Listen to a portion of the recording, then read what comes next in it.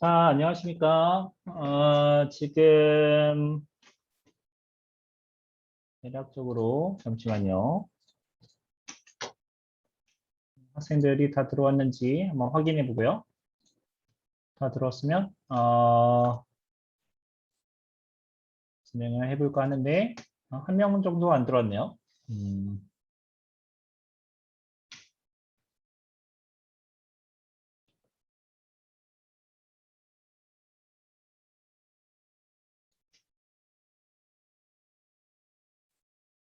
한 2분 정도만 기다렸다가 진행을 하도록 하겠습니다. 오늘은 첫 수업이다 보니까 여러분들 좀 살살 이렇게 할까 하는데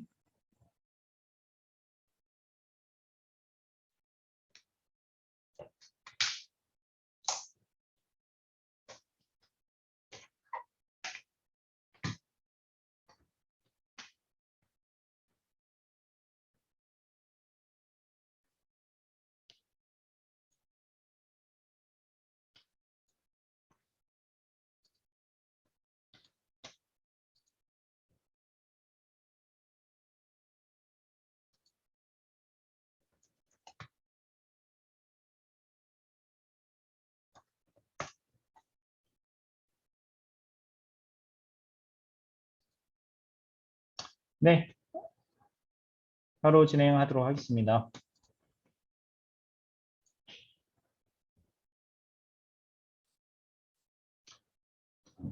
자,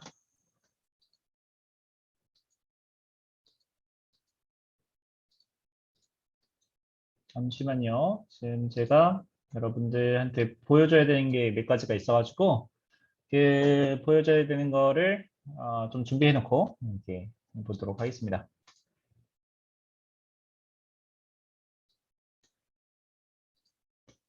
지금 보면 제 모니터를 좀 크게 쓰고 있어가지고 이게 화면을 전체 화면을 했더니 잘 안 보이는 학생들이 좀 있더라고요. 그래서 혹시 지금 화면 잘 보이나요?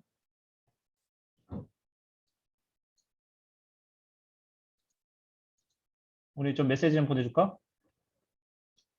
네, 알겠습니다. 잘 보이면서 다행이네요. 이게 제가 49인치 모니터를 쓰다 보니까 이 전체 화면을 딱 하면은 어떤 학생의 경우에 있어서는 그냥 검정색 화면만 보인다고 하더라고. 그래서 일단 전체 화면을 하지 않고 이게 축소해서 진행을 하도록 하겠습니다. 자, 안녕하십니까. 2021년도 C, C++ 프로그래밍 강의를 맡게 된 최창범이라고 합니다. 지금 시간은 강의 계획서에 대해서 좀 설명을 하고, 그 다음에 이제 실습 환경에 대한 것들 좀 설명을 한 다음에, 그 다음에 이제 뭐 챗봇 제가 만든 거 또 좀 설명 좀 해주고, 네, 설명할 게 좀 많아요. 그래서 하고 그다음에 간단하게 강의를 하고 마치도록 하겠습니다. 지금 제가 예상하기에 강의는 한 뭐 인트로덕션 하는 것들 한 30분에서 40분 정도 그리고 질의응답하는 시간들 가지고 그다음에 실습 환경 구축하고 그다음에 관련된 내용들 이론에 대한 부분들 좀 설명을 하면은 대략 한 4시 정도에 끝나지 않을까 싶습니다. 자, C, C++ 프로그래밍 강의 계획서 좀 설명해 드리도록 하겠습니다. 자, 이 교과목은 절차 지향 언어와 객체 지향 언어 중에 대표적인 언어인 C, C++ 프로그래밍 언어에 대해서 이해하는 시간을 가지게 될 겁니다. 한 학기 동안 여러분들이 이 프로그래밍 언어에 대해서 이제 공부를 하게 될 것인데요. 일단은 절차 지향 언어로서 C 프로그래밍 언어와 그다음에 객체 지향 언어로서의 C++ 프로그래밍 언어를 공부하게 될 겁니다. 어, 먼저 이야기해야 되는 게 이 C++ 프로그래밍 언어가 어떻게 만들어졌는지에 대해서 이야기를 해야 되는데요. 벨랩에서 비아느레 스트랍스트럽이라는 사람이 이제 본인의 연구를 하는 데 있어서 이제 시뮬레이션을 뭔가 됐어요. 분산 시스템, 디스트리뷰티드 시스템에 대해서 시뮬레이션을 하게 됐는데 보니까 성능이 너무 안 좋은 거야. 그래가지고 절차지향 언어인 그리고 성능이 되게 좋다라고 알려져 있는 C 프로그래밍 언어를 사용해서 그런 시뮬레이션을 하려고 했습니다. 그런데 그게 조금 부족해요. 개념적으로 좀 부족해서 무엇을 했냐면 시뮬라 67이라는 그 시뮬레이션 언어를 활용해서 그 언어의 특징과 C 언어의 특징을 합쳐가지고 C++ 언어를 만들었다고 합니다. 그래서 C++라는 것 자체가 C 프로그래밍 언어에서 어떤 특정한 기능들이 확장되어서 C++로 넘어온 거예요. 그래서 이 수업에서는 어떻게 할 거냐면 C 프로그래밍 언어를 익혔다. 여러분들이 어느 정도 문법은 알고 있다. 가정하고 C++ 프로그래밍 언어에 대한 것들을 중점적으로 다룰 겁니다. 그렇다고 해서 C 프로그래밍 언어 부분을 다루지 않느냐? 또 그건 아닌 게 C++라는 것 자체가 C 언어를 기반으로 하고 있기 때문에 이 C++에 대한 부분들 플러스 C++를 강의하다 보면 자연스럽게 C 프로그래밍 언어에 대한 부분들을 할 수 있게 돼요. 차이점을 제가 수업 시간 때 혹은 실습 시간 때 조금씩 이렇게 알려주려고 하고 있습니다. 그래서 기본적으로 한다고 하면은 프로그래밍 언어, C 프로그래밍 언어는 한 20% 정도, 그다음에 C++ 프로그래밍 언어는 한 80% 정도로 이제 그 분량을 할애해서 진행할 예정이고요. 객체 지향 언어의 개념과 특성에 대해서 이해할 수 있도록 이렇게 할 겁니다. 그다음에 이제 객체 지향 프로그래밍 방법의 특징을 이용해서 UML, Unified Modeling Language라고 하는데요. 이게 여러분들이 나중에 소프트웨어 공학 혹은 소프트웨어 설계 과목들을 들을 때 이제 연습을 하는 건데 클래스 설계하는 거, 그다음에 프로그램의 구성을 어떻게 할 것인지 그 학습하는 거에 대해서 이제 연습을 할 거고요. 그다음에 폴리글랏 형태의 개별 방법론에 대해서 이해하는 것을 목표로 합니다. 자, 이 폴리글랏이라는 것은 무엇이냐면 프로그래밍 언어, 서로 다른 프로그래밍 언어를 여러 개 사용해서 프로그래밍을 할 수 있게끔 해주는 겁니다. 성능이 떨어지는 부분에 있어서 C나 C++를 사용하고 그 다음에 조합해서 그 시스템을 빠르게 개발할 수 있게끔 해주는 게 이제 파이썬을 사용해 가지고 C, C++와 파이썬을 활용해서 이제 개발을 하게끔 하는 거. 뭐 이게 이제 폴리글랏 형태의 대표적인 개발 방법론인데요. 이런 개발 방법론을 활용해서 최신 개발 방법론을 적용할 겁니다. 그렇다고 해서 이 부분들, 폴리글랏에 대한 부분들을 뭐 시험 문제로 제출한다든지 뭐 아주 깊게 다룬다 뭐 이렇게 하지는 않을 건데요. 한번 경험해 보는 방식을 경험해 보게 될 것입니다. 그러다 보니까 이제 파이썬도 좀 다르고, C도 다르고, C++도 다르고, 이렇게 하는데, 일단은 C++ 중심으로 이렇게 진행하다 보면 C 문법을 이렇게 다루니까 그냥 복습한다 생각하고, 같이 배운다 생각하고 하면 되고요. 파이썬에 대한 부분들은 이제 아무래도 여러분들이 이 수업이 파이썬 강의가 아니니까 이 파이썬 문법, 아주 복잡한 문법에 대해서는 얘기하지 않을 거고, 폴리글랏 형태의 개발 방법론을 다루게 될 때 그냥 실습 차원에서 간단하게 다루거나 아니면 여러분들이 그냥 따라서 코드를 만들 수 있게끔 이렇게 해줄 겁니다. 자, 교육 목표는 이제 C, C++ 프로그래밍 언어를 바탕으로 해서 전산학적 사고를 기르는 것, Computational Thinking이라고 하는데요. 이 전산학적 사고를 기르는 것을 할 거고요. 다양한 예제를 활용해서 프로그래밍 연습을 수행하는데 중요한 것은 이제 여러분들이 그 언어라는 거예요. 언어. 언어는 여러분들 그 매일 사용해야 됩니다. 여러분들이 지금 한글의 네이티브 스피커잖아요. 그런데 여러분들이 해외에 나와가지고 한 뭐 10년 동안 그 한글을 사용하지 않으면 여러분들이 가물가물해서 잘 못 씁니다. 그게 언어라는 거죠. 우리가 평소에 계속 사용할 수 있어야 되는 거고요. 그 다음에 이 수업은 말 그대로 프로그래밍 언어다 보니까 여러분들이 말하는 거, 그 언어를 잘 구사한다. 구사하는 측면에 있어서 이 교과목도 설계되어 있습니다. 그래서 전산학적 사고, 컴퓨터적인 사고, 프로그래밍을 하는 부분에 있어서 연습을 할 거고, 그 다음에 프로그래밍 연습을 할 건데, 핵심은 계속 여러분들이 생각해야 되고, 계속 연습을 해야지 되겠습니다. 자, 수업의 운영 철학인데요. 저희 이 수업은 꾸준하게 시간과 노력을 투입을 하였다면 그에 상응하는 학점을 부여할 수 있도록 지금 되어 있습니다. 자, 매주 성실하게 수업에 참여하고요. 그다음에 과제를 수행하였다면 좋은 학점을 받을 수 있도록 강의 설계가 되어 있습니다. 이게 사실 절대평가하면 여러분들 모든 학생들한테 다 A 플러스 줄 수 있었을 텐데 상대평가다 보니까 조금 좀 이슈가 있어요. 요거는 제가 나중에 다시 한번 설명을 할 거고요. 자, 그래서 뒤에 좀 과제하는 부분에 있어서 좀 설명해 보죠. 자, 그 다음에 배우고자 노력하는 사람에게는 최대한 지원하겠습니다. 그래서 카카오톡 오픈톡방을 활용해서 수업을 지원할 수 있도록 이렇게 할 거고요.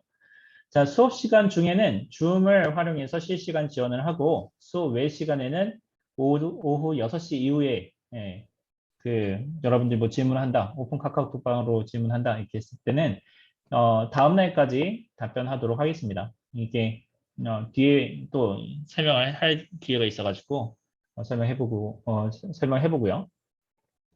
지금 현재 또 그 코로나 상황이니까 지금 온오프 믹스 수업을 운영을 하려고 합니다. 그래서 이 수업은 플립드 러닝이라는 교수법을 사용해서 비대면, 대면 강의를 동시에 운영을 하려고 하는데요. 일단은 이 플립드 러닝이라는 것 자체가 동영상을 먼저 보고 오는 거예요. 반전학습이다. 이렇게 거꾸로 학습이다. 이렇게 이야기하는데 원래는 여러분들이 수업 시간 때 이론을 듣고 그 다음에 문제 풀이를 집에 가서 했다고요. 그런데 여기서는 그걸 거꾸로 해서 먼저 동영상을 보고 그 다음에 문제 풀이 중심의 실습 수업을 운영하는 것을 이 플립드 러닝 교수법의 핵심이라고 봅니다. 그래서 지금 비대면하고 대면 강의를 동시에 혼합해서 운영을 할 거고요. 그다음에 50분의 실습 수업을 운영하고 중간고사 이전에는 줌을 이용한 비대면 실습을 운영을 할 겁니다. 단 대면 수업으로 참여를 원하는 사람들에 한해서 참석을 할 수 있게끔 할 거고요. 굳이 요거는 좀 이따 다시 설명해 보죠. 중간고사 이후에는 대면 수업으로 운영할 예정입니다. 이게 지금 보면은 교육부 방침이니까 이대로 따르려고 합니다. 자, 일단은 우리 대학의 본부에서는 어떻게 공지를 했냐면 2021년도 2학기 수업 운영 방식은 중간고사 이전까지는 비대면 강의로 진행을 한다. 그 다음에 중간고사 이후에는 대면 강의로 진행을 한다라고 정의를 했습니다.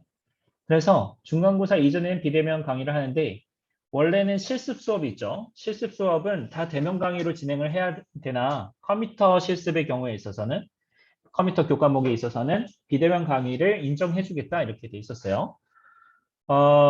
그런데 이제 문제가 뭐냐면 그 비대면 강의를 한다고 했을 때 그 여러분들이 실습을 할 때 직접적인 도움이 필요한 사람이 있고 그다지 도움이 필요하지 않은 사람도 있는데 잘하는 사람은 뭐 비대면 강의를 하더라도 잘해요. 근데 도움이 필요한 사람은 도움을 받아야 되는 거죠. 그래서 대면 강의를 같이 혼합해서 진행을 하려고 합니다. 그게 이제 이산수학 수업을 여러분들 혹시 같이 듣는 학생의 경우에 있어서는 한번 얘기를 들었을 텐데요. 이렇게 할 겁니다. 플립드 러닝을 바탕으로 해서 동영상 강의를 운영을 할 거예요. 그래서 비대면으로 1시간에서 플러스 알파, 뭐 2시간이 될 수도 있고요. 이렇게 할 거고, 문제 출제하고, 그 다음에 그 문제 풀이를 이제 실습 시간대에 이게 하려고 합니다. 그래서 문제 출제 및 풀이를 대면 또는 비대면으로 할 건데, 여러분들이 만약에 대면으로 하겠다, 대면으로 오고 싶다 하면은 올 수 있게끔 하려고 하고 있고요. 그 다음에 어떻게 할 거냐면 내가 수업을 운영을 할 때 지금 줌으로 지금 하고 있잖아요. 그래서 지금은 내 오피스에서 지금 수업을 하고 있는데 여러분들 강의실에서 줌으로 강의를 할 겁니다. 그러면 강의실에서 줌으로 할 때 보면은 비대면으로 실습을 할 사람은 그 줌으로 그냥 들어오면 돼요. 줌으로 들어오면 되고 그 다음에 학교에 와가지고 실질적인 도움을 받고 싶다 하면은 강의실에 와서 진행을 하면 되겠습니다. 하지만 이제 그 방역 수칙을 지켜가면서 수업을 운영해야 되니까 그래서 이제 50분 동안만 수업을 진행을 할 거고 50분이 끝나면은 이제 바꿔가지고 진행을 할 건데 실습 수업의 세션을 두 가지로 이렇게 나눌 거예요. 그래서 4시부터 4시, 죄송합니다. 2시부터 2시 50분, 3시부터 3시 50분 이렇게 두 세션으로 나눠가지고 짝수 주차의 경우에 끝자리가 짝수인 학생, 그러니까 짝수 학번인 학생이 10시에 오는 게 아니죠. 14시에 오고 14시에 오게끔 홀수 주차인 경우에 홀수 학번 학생이 네, 그 2시에 오면 되겠습니다. 그리고 그러니까 어떻게 되냐면 짝수 주차에는 학번이 짝수인 학생이 2시에 와가지고 2시 50분까지 실습 수업을 하고요. 그 다음에 강의실 나가는 거예요. 그 다음에 홀수인 학생이 3시에 와가지고 수업을 듣는 겁니다. 중간에 쉬는 시간 10분 정도를 방역을 이렇게 할 수 있도록 지금 하려고 하고 있어요. 그래서 여러분들 코로나도 코로나인데 이제 문제가 뭐냐면 코로나라고 해가지고 여러분들 그 취업하는 것들이 쉽게 해주는 거 아니잖아요. 그래서 최대한 여러분들 인생에 도움이 될 수 있도록 지금 지원을 하려고 하는 거니까 여러분들이 어, 잘 따라주셨으면 좋겠습니다. 무슨 말인지 잘 모르겠다 하면은 저한테 다이렉트 메시지로 질문을 해주세요. 그러면은 그 답변해 드리도록 하겠습니다. 자, 강의는 1주차부터 15주차 이렇게 있는데요. 과제가 지금 보면 2주차에서 7주차, 9주차에서부터 14주차 또 있고, 참여도 과제들이 이렇게 또 있어요. 그래서, 결국 과제로 따지면은 매주 과제가 있는 셈이고요. 퀴즈도 4번입니다. 4번이고요. 중간고사, 기말고사가 있습니다. 이걸 좀 더 구체적으로 설명해 드리도록 하겠습니다. 자, 평가 방법은 대학 본부의 방침대로 상대평가로 평가를 할 겁니다. 그리고 1분반, 2분반 합산해서 평가를 할 거고요. 성적은 출석 15점, 과제 35점, 굉장히 높죠. 수시평가 20점, 중간고사 10점, 기말고사 20점으로 구성이 됩니다. 그래서 총 100점이 되겠고요. 출석은 1회 결석을 하게 되면 1점 감점입니다. 그 다음에 1회 지각 조퇴 시 0.5점 감점이 되고요. 수업 중 3분의 1 이상 결석 시에는 자동으로 F학점이 부여되는데 이게 지금 보면은 내가 F학점을 주고 싶어서 F학점을 주는 건 아니라 교육부 방침이에요. 그래서 수업에서 학점이 부여되려면 수업의 3분의 2는 들어야지만 이제 학점을 부여할 수 있다. 이렇게 되어 있습니다. 그래서 자동으로 부여되고 여러분들 지금 또 줌으로 이렇게 화상 강의실을 클릭해서 들어오잖아요. 그때 여러분들 출석 체크가 자동으로 됩니다. 그래서 여러분들이 이 부분에 있어서는 꼭 열이 없습니다. 그래서 같이 해야 되고요. 중간중간에 제가 이제 그 확인을 할 거라서 들어왔는지 안 들어왔는지 이거 확인을 할 거라서 시스템상에서 제대로 확인이 안 된다고 하더라도 여러분들 그 만회할 수 있는 방안들을 이렇게 줄 테니까 이렇게 보시면 되겠고요. 출석 확인 방법인데요. 정해진 기간 내에 동영상 강의를 수강하는 것을 권장합니다. 그리고 이 정해진 기간 내에 동영상 강의를 무조건 수강하십시오. 이게 플립드 러닝이니까 문제풀이 하기 전에 그 동영상 강의를 다 보고 오셔야지 뭔가 이야기를 할 수가 있습니다. 자, 그리고 수업 시간에 제출된 문제들 있죠. 어떻게 할 거냐면 여러분들이 동영상을 전부 다 보고 온 다음에 내가 실습 시간 때 문제를 줄 거예요. 그 문제를 주면 그 문제를 풀어서 이제 하는데 문제 푸는 시간을 가지는데 근데 이제 여러분들이 문제를 풀었을 때 제출된 문제를 주어진 시간보다 먼저 푼 경우 빨리 풀었어요. 그럼 빨리 강의실을 퇴장할 수 있게끔 할 겁니다. 다이렉트 메시지로 답을 전송한다 이렇게 되어 있죠. 근데 이제 제일 좀 고민이 되는 게 있어요. 이 고민이 있는 게 뭐냐면 우리가 프로그래밍 수업을 한다고요. 프로그래밍 수업을 하는데 일반 여러분들이 영어 수업하는 거랑 비슷해요. 그래서 이 잘하는 사람이 있고 잘 못하는 사람들이 있습니다. 그러니까 영어로 잘 말하는 사람이 있고 영어로 말 잘 못하는 사람들이 있잖아요. 그러면 잘하는 사람의 경우에 있어서 굳이 시간을 많이 쓸 필요가 있느냐? 강의실에 꼭 와야 될 필요성이 있느냐? 비효율성을 굳이 가져갈 필요가 있느냐? 이게 좀 고민이 됩니다. 그래서 수업 시간에 제출할 문제를 미리 주고 그 다음에 이제 학생들이 먼저 풀어서 올 수 있으면 먼저 풀어 오는 형태로 지금 운영을 해볼까 지금 고민인데요. 어, 장점과 단점이 있는 것 같아요. 그러면 이제 장점, 아주 이상적으로 이 수업의 모습이 운영이 된다고 했을 때는 어떻게 되냐면 학생이 와요. 그래서 문제를 풀어요. 근데 도움이 필요한 학생들만 오는 거죠. 잘하는 학생들이 미리 전부 다 문제를 풀어가지고 끝나니까. 근데 그러면은 잘하는 학생은 자기 개인 시간을 확보할 수 있으니까 좋고, 그다음에 도움이 필요한 사람은 좀 더 많은 시간을 할애받아서 도움을 받을 수 있으니까 좋고, 이게 가장 이상적으로 이렇게 해결이 되는데, 어, 이런 경우가 있어요. 어떤 경우가 있냐면 답을 공유하는 거야. 어, 제출한 문제에 대해서 답을 공유해버리면 어떤 상황이 발생하냐면, 어, 어, 제출한 문제를 빨리빨리 모든 사람들이 다 푸네. 그러면은 난이도를 올려야지 하면서 난이도가 점점 올라가는 거예요. 그래서 원래 목적은 학생의 수준에 맞게끔 이제 난이도 조절을 하면서 이제 문제풀이도 하고 학생들의 그 직접적으로 도와주자 이게 목적인데 근데 악용되면 그러면은 정말 답이 없는 거죠. 그래서 그게 지금 제 고민인데 어떻게 할지 좀 생각을 조금 더 해보고 말씀드리도록 하겠습니다. 자, 그리고요, 과제 부분인데, 이게 또 보면은 35점입니다. 35점. 자, 35점인데, 앞에서 얘기했을 때 꾸준히 성실하게 노력했으면은 그에 합당한 학점을 받을 수 있게끔 하자. 이게 제 철학이다. 이렇게 이야기를 했죠. 요게 보시면 아시다시피 데일리 코딩 숙제가 있습니다. 데일리 코딩 숙제가 있는데 과제 기수가 24개예요. 그러니까 24번 한다는 거죠. 그 24개인데 이 24개라는 것도 이제 어떤 거냐면 일주일에 그 이틀 정도를 이제 주어진 코드를 타이핑하는 거예요.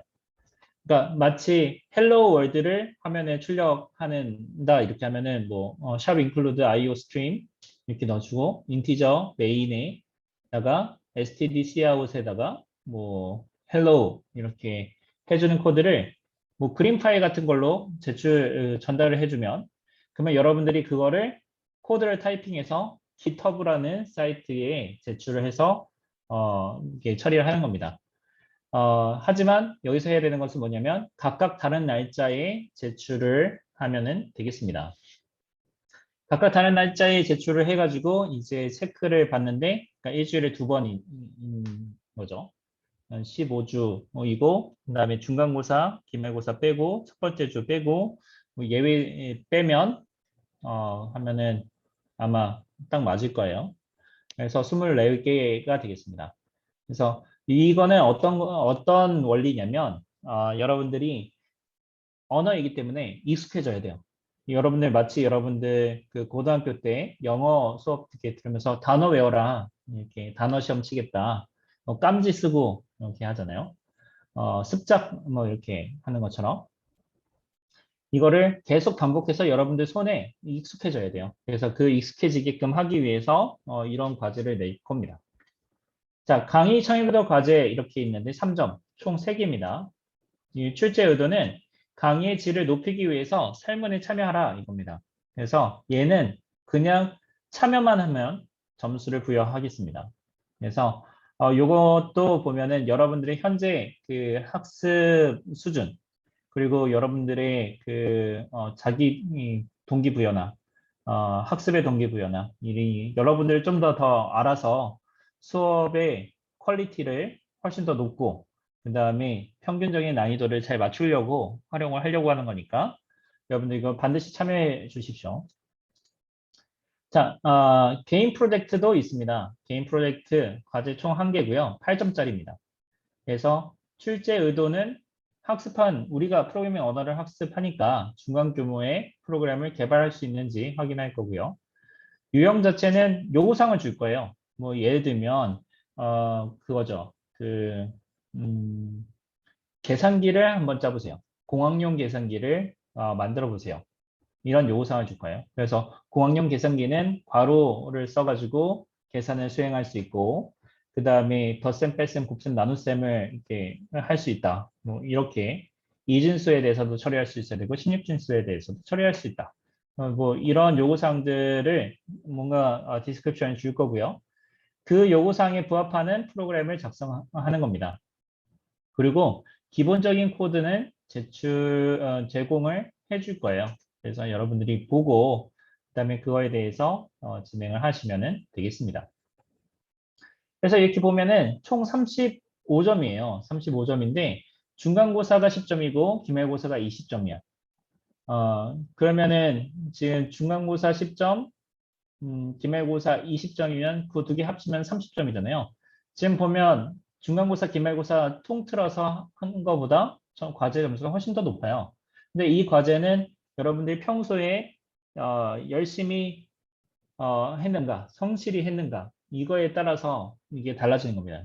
그래서 예전에는 어땠었냐면 중간고사 하고 기말고사 점수만 딱 봤을 때는 딱 그 B0, B 플러스 요 커트라인이었는데 이 데일리 코딩 프로블럼은 한 번도 안 빠지고 과제를 다 한 거예요. 그랬을 때 그 학생이 A0 받았습니다. 열심히 성실하게 참여해서 A0까지 받게 되었다라는 거죠. 그래서 이 데일리 코딩 프로그램이 보면은 제가 운영을 해봤을 때 만점 받는 학생이 없어요. 되게 신기하죠. 그리고 그때 당시에 제가 했을 때는 어떻게 했었냐면 일주일에 5번 매일 코딩, 진짜 말 그대로 매일 코딩으로 해가지고 했어서 그런지는 모르겠지만 진짜 공부하는 학생들, 성실하게 공부하는 학생들은 좋은 학점들을 다 받았었습니다. 자, 수시평가도 있는데요. 수시평가와 그다음에 중간고사, 기말고사 평가는 오픈 에브리띵입니다. 그래서 평가 횟수는 4번, 수시평가는 4번, 중간고사, 기말고사는 각각 1번인데 실시간 프로그래밍 방식으로 진행이 될 겁니다. 그리고 오픈 에브리띵이에요. 그래서 여러분들이 그 인터넷 써도 되고 그 다음에 뭐 네이버 지식인 찾아도 되고요. 뭐 스택 오버플로우 검색해도 되고 기존에 여러분들이 짜놨던 코드를 봐도 되겠습니다. 그래서 뭐 여러분들이 쓸 수 있는 거는 전부 다 쓰세요. 어, 그리고 관련돼서 이제 어떻게 되냐면 GitHub라는 포트폴리오 관리 서비스 혹은 코드 관리 서비스라고 볼 수 있어요. GitHub으로부터 시험 문제를 다운로드 받을 거예요. 다운로드 받아서 문제를 풀고 얘를 업로드하는 형태로 수시 평가를 할 겁니다. 그래서 그리고 비슷하게 이제 중간고사, 기말고사도 동일하게 할 건데 출제 범위는 데일리 코딩, 중간고사, 기말고사에 대해서요.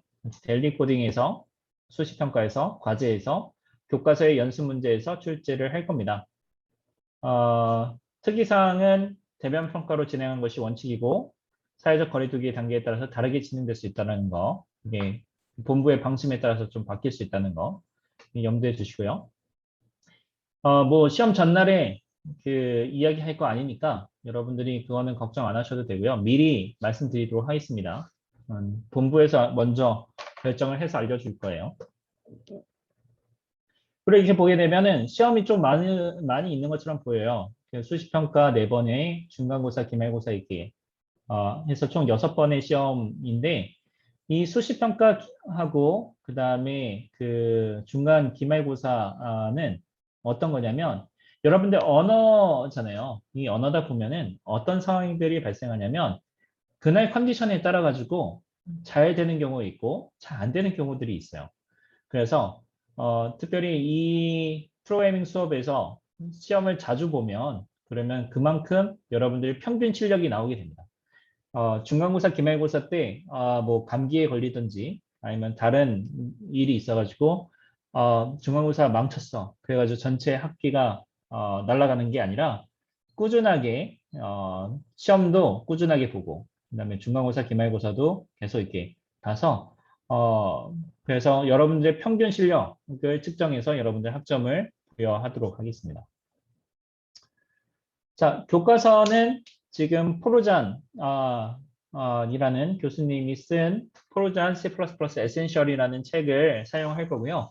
이 책이 보면 저의 마음에 딱 드는 건 아니에요. 이렇게 보면은 C++ 관련해서 제가 보면 한 20년 정도 경력이 있는데 대학교 1학년 때부터 했다고 치면 20년 경력이죠. 그런데 아, 마음에 드는 책을 찾기가 되게 어려워요. 네. 어떤 책은 너무 어렵고. 근데 이 책은 좀 그림 중심으로 돼 있고, 그나마, 지금 보면은 좀, 네. 제 마음에 그나마 들어서 이 책을 선택했습니다. 자, 오피스 아워, 고요. 그 다음에 오피스 아워는, 잠깐만요. 자, 이 오피스 아워 설명하기 전에 중요한 거 설명을 안 한 것 같은데. 네. 네. 요거 먼저 설명하도록 하겠습니다.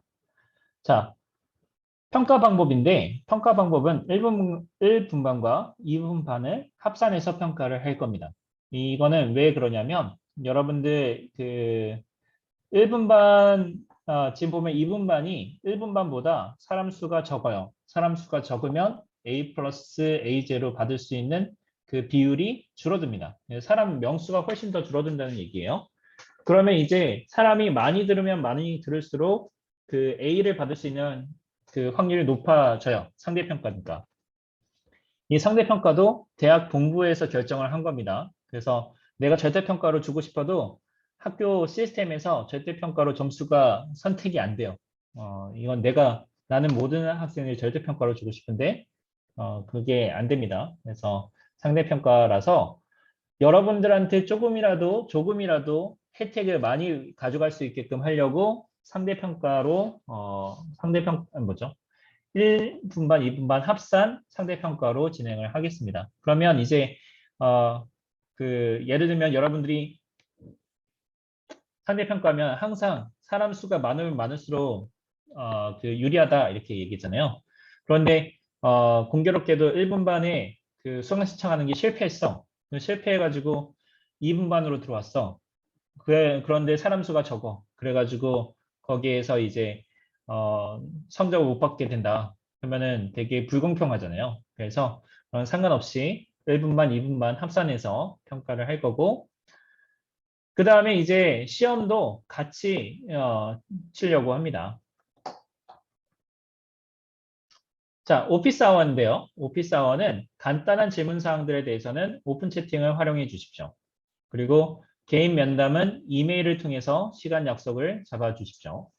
자, 특별히 이메일에 대한 회신은 오후 6시 이후에는 하지 않을 것입니다. 네, 이거 해주시고요. 그리고 중요한 거, 여러분들 이제 그 이메일을 보내거나 아니면 채팅을 통해 가지고 질문을 할 때, 반드시 여러분들 그 예의를 갖춰주시기 바랍니다. 예의를 이 예의라고 하면은 이게 어떻게 보면은 되게 그 딱딱하고 이렇게 생각해 볼 수 있는데 그 어떻게 보면 배려라고 좀 더 맞을 것 같아요. 배려, 에티켓. 이 무엇이냐면 여러분들이 그 오후 6시 이후잖아요. 오후 6시 이후는 그 오피스 아워가 아닙니다. 일하는 시간이 아니잖아요. 가족하고 함께 보내는 시간이죠. 근데 6시 이후에 여러분들이 이제 이메일 보내서 바로바로 핵심을 받고자 한다. 그러면은 나는 가정을 포기해야 돼. 예, 그러면 안 되겠죠. 그래서 6시 이후에는 최대한 업무를 하지 않고 가족에게 집중을 하려고 합니다. 그리고 보면은 과제 제출날 같은 경우에 있어서도 밤 12시에 넘어가지고 뭐 시스템의 오류로 인해 가지고 잘 전달이 안 됐어. 문제가 생겼어. 그때 막 밤 12시에 연락 오고 메시지 오고 이렇게 하는 경우들이 있는데 그러면 안 되죠. 밤은 쉬어야 되잖아. 음. 여러분들도 이렇게 보게 되면 밤에 택배 기사가 막 문자 보내고 그러면은 굉장히 기분 나쁘잖아요. 음. 그래서 이 부분들에 있어서 꼭 예의와 배려, 교수를 배려해 주십시오.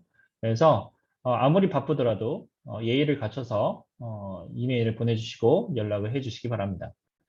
자, 학점 부여에 대한 부분인데요. 모든 과제와 출석은 매주 확인할 수 있도록 할 겁니다. 특별히 이제 제가 이 방학 때 여러분들한테 이제 여러분들에게 조금이라도 도움이 되고 여러분들 학업 성취가 어떻게 되는지 바로바로 확인할 수 있게끔 하려고 챗봇을 만들었어요. 챗봇. 텔레그램이라는 서비스를 사용해서 챗봇을 만들었습니다. 어, 컴퓨터 공학과 교수니까 이런 거 만들어야겠죠. 그래서 챗봇을 활용해서 즉시 확인할 수 있도록 이제 했습니다. 그래서 이렇게 바로 확인할 수 있도록 이렇게 할 거고요. 좀 이따 이렇게 보여드릴 거예요. 그래서 과제 점수나 뭐 출석에 대한 오류는 과제 점수 공지 후 일주일에 한해서 수정될 수 있습니다. 그러니까 여러분들이 바로바로 확인할 수 있도록 했는데 그 바로바로 확인이 안 되면 할 수 있음에도 불구하고 확인하지 않아서 발생하는 오류는 수정 불가합니다. 그리고 학점 변경, 특별히 상향해달라. 그 상대 평가다 보니까 커트라인에 있는 사람들이 상향해달라 이렇게 요청하는 사람들이 있어요. 상향해달라, 하향해달라. 내가 재수강할 수 있게끔 학점을 낮춰달라. 이렇게 요청하는 거는 안 됩니다. 청탁하는 거죠. 그래서 1회에는 원래 원칙이 학과장 보고 2회 이상 시에는 교무처 보고를 원칙으로 합니다. 그런데 내가 학과장이잖아요. 그래서 이메일을 나에게 이런 요청을 청탁을 하면 그러면 이메일 그냥 무시할 겁니다. 그 다음에 전화를 한다 하면은 청탁하는 거라서 받지 않겠습니다. 이렇게 해서 하고 2번 이상 2회 때부터 제가 교무처에게 보고하도록 하겠습니다. 부정행위는 어떠한 형태든지 부정행위 발각되면 경중 예외 없이 F학점 부여됩니다. 저는 이 부분에 있어서는 그 최대한 학생들에게 학점을 잘 주려고 노력하는 사람인데 그런데 학점 받을 가치가 없는 학생들 혹은 그런 잘못을 저질렀다 그러면은 예외 없이 F 학점 나갑니다. 특별히 그 네, 학생이 한 질문 했는데 컴퓨터로 들어와도 되냐고 이렇게 했는데 컴퓨터로 들어와도 됩니다. 자, 어떠한 형태든지 부정행위가 발각이 되면 그러면 그거 자체가 학점 받을 가치가 없다라고 저는 봅니다. 뭐 예를 들면은 이런 경우도 있었어요. 내가 과제를 줬어. 과제를 줬는데 그 과제를 네이버 지식인에다가 올린 학생이 있었어요. 그리고 내공 겁니다. 이렇게 했어요. 그거를 누군가 또 답을 달아줬어요. 그래서 내공을 받아갔죠. 이렇게 했는데 그 다른 학생들이 그 어떻게 했냐면 네이버 지식인에 올라온 그거를 똑같이 또 베껴서 썼어. 참고해서 썼습니다. 이렇게 해가지고 그래서 어, 저는 개인적으로 과제를 어떻게 하냐면 매번 새롭게 냅니다. 매번 새로 내고 그 다음에 그 워크북도 만들고 뭐 여러 가지 여러 학생들에게 도움이 될 만한 것들은 다 하는데 어, 그래서 F 많이 받았어요. 학생들이. 그래서 이 부분은 되게 예외 없이 F 학점 됩니다. 그 다음에 그 부정행위에 준하는 또 이거 보니까 1분만은 얘기하지 않았네. 부정행위에 준하는 행동들이 이렇게 있습니다. 상대방을 모욕하는, 그러니까 교수를 모욕하려는 것들이 이렇게 있으면, 그러면 그거에 대해서 페널티를 부여하겠습니다. 어떤 거냐? 예전에 이제 제 C++ 프로그래밍을 하는데, 이 C++ 프로그래밍의 그 과제가 뭐였냐면 그 이미지 처리였어요. 그래가지고 사진을 뿌옇게 만들거나 아니면 선명하게 만들거나 이런 과제를 냈었는데 그 학생은 뭘 했냐면 그 어, 사진을 되게 부적절한 사진을 그 같이 제출했어요. 그 여성이 헐벗은 사진을 이렇게 저한테 제출해 놓고 거기에다 리드미 이렇게 해가지고 뭐라고 했냐면 아, 이 사진은 자기가 프로그램이 제대로 동작했는지 확인하려고 집어넣었다. 확인하려고 사용한 사진이다. 이 사진 제출함으로 인해서 불이익 받는 게 없었으면 좋겠습니다. 이렇게 해서 저한테 제출한 사람이 있었어요. 그 말인즉슨 무엇이었냐면 자기가 이걸 하면은 문제가 발생할 수도 있다 이렇게 인지하고 있는 상황에서 제출을 한 거죠. 그러니까 한번 교수 를 이제 놀려 먹으려고 이렇게 하는 건데 네, 페널티를 부여하도록 하겠습니다. 좋은 학점은 절대 못 받을 겁니다. 그렇게 이해하시면 되겠습니다. 자, 보강 일정인데 해당 사항이 없습니다. 이 목요일 수업은 해당 사항이 없죠. 자, 참여도 과제도 이렇게 나올 건데 이 참여도 과제 여기 따라서 하시면 되고요. 그다음에 참고로 이산 수학을 같이 듣는 학생들이 이렇게 있을 건데요. 이산 수학을 같이 듣는 학생은 이산 수학 때 했던 거를 그냥 복사 붙여넣기 해서 제출하시면 되겠습니다. 특별히 다시 할 필요는 없습니다. 그리고 이 참여도 과제는 지금 이 수업이 마치자마자 바로 이제 과제 제출란을 만들어서 여러분들한테 드릴 거예요. 그리고 실습 환경에 대한 부분인데 실습 환경은 그 리플릿이라는 서비스를 사용할 겁니다. 그래서 여러분들한테 보여줄 거예요. 그래서 그거 보시면 되고요. 그 다음에 여러분들이 이제 잠깐 질문을 받고 한 조금 쉴 건데 여러분들 보면은 자, 제가 링크 하나를 보내드렸습니다. 이 링크에서 여러분들 다 회원 가입을 하셔서 진행해 주시면 좋겠습니다. 자, 이게 일단 보여줄게요.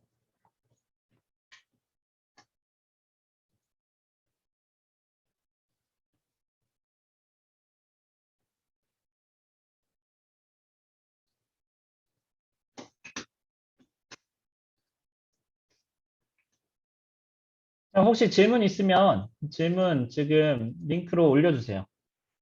그 뭐죠? 채팅으로 해서 다이렉트 메시지로 보내주세요.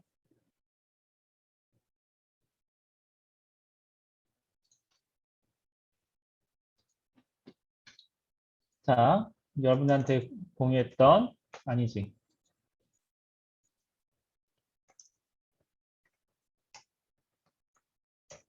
github.com 자, 로그오프 하고요.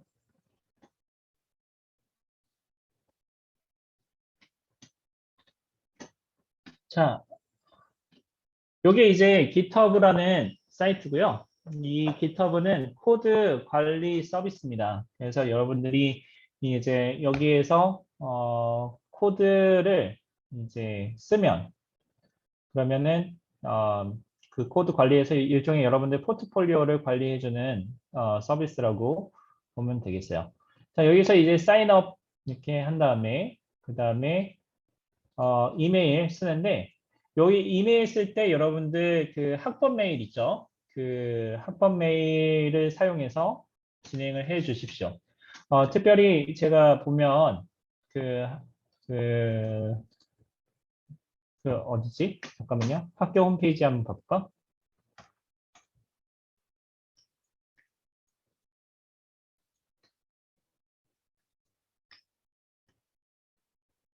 자, 클라우드 서비스 지원 안내 이렇게 있죠. 여기에서 사용 방법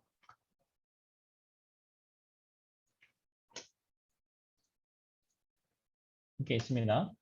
이렇게 해서 계정을 만드시는데 지금 edu.hanba.ac.kr 그래서 학번 골뱅이 이렇게 이게 만들든지 아니면 55365.hanba.ac.kr 이렇게 진행을 해 주십시오.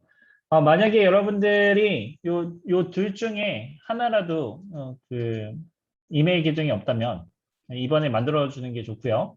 위에 거는 여러분들 지메일과 구글 드라이브를 사용할 수 있게끔 하는 거고 밑에 거는 이제 여러분들 마이크로소프트 오피스를 무료로 사용할 수 있어요. 특별히 여러분들 5365.hanba.ac.kr 이렇게 여기로 그 아이디를 GitHub 아이디를 만들면 좀 더 빠르게 이 수업에 참여할 수 있습니다. 요거는 좀 이따 다시 얘기해 주고요. 자, 그래서 여러분들 학번 메일을 하나 만들어 주십시오. 무조건 hanba.ac.kr이 들어가 있어야 되고요. 그 다음에 여러분들이 GitHub 계정을 만들었다, 이미 가지고 있다. 이렇게 하면 GitHub에서 그 아이디를 추가하는 게 있습니다. 그래서 그 아이디 추가를 하시면 되겠어요.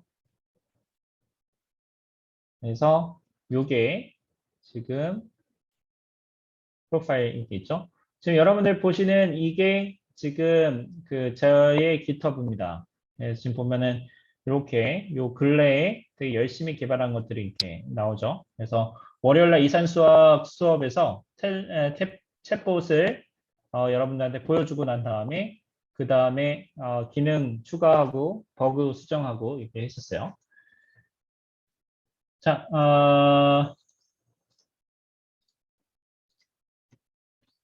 그래서 일단은 요 회원가입을 이렇게 해주시고요. 자, 회원가입이 끝났다.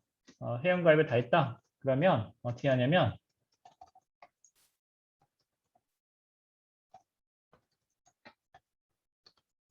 이렇게 요 사이트에 들어와 주시기 바랍니다. 자, 이 사이트를 이렇게 보게 되면은 GitHub Education인데요. 여기 보면 GitHub Student Developer Pack 이렇게 있어요. 얘를 클릭해서 진행하면 뭐 캔바나 뭐 관련된 여러분들 잭브레인스라고 이제 아주 유명한 아이디입니다. 그 Integrated Development Environment 이렇게 해서 통합 개발 환경인데요. 여기 있는 툴들 있죠. 인텔리제이나 파이참, 뭐 웹스톰 뭐 이러한 툴들을 무료로 사용할 수 있게끔 해줍니다. 그다음에 데이터 캠프에서 그 학생들이 데이터 사이언스 쪽 강의를 무료로 들을 수 있게끔 해주고 테크 도메인도 주고요. 여기 프리 원이어라고 되어 있죠. 그래서 여러분들 이름에 테크 도메인도 줄 수 있고요. 관련된 툴들이 엄청 많아요. 엄청 많습니다.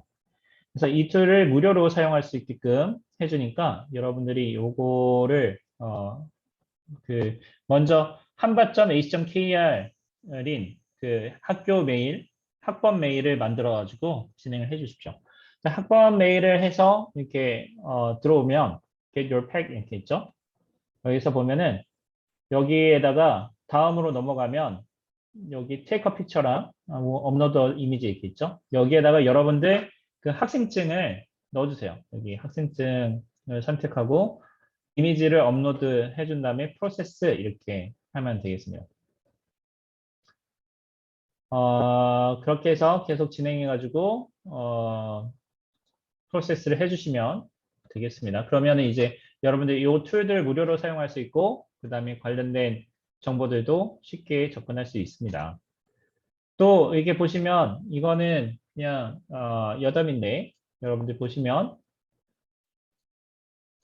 티처 프로그램 이렇게 있는데 GitHub 캠퍼스 어드바이저 이렇게 있죠. 이렇게 있고 이렇게 보시면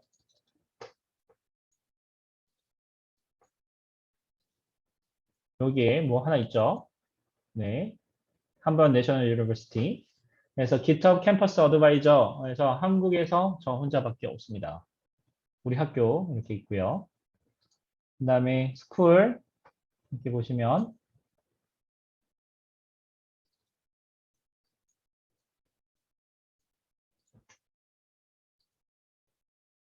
안 뜬가? 잠깐만요. 아이고, 늦게 떴네.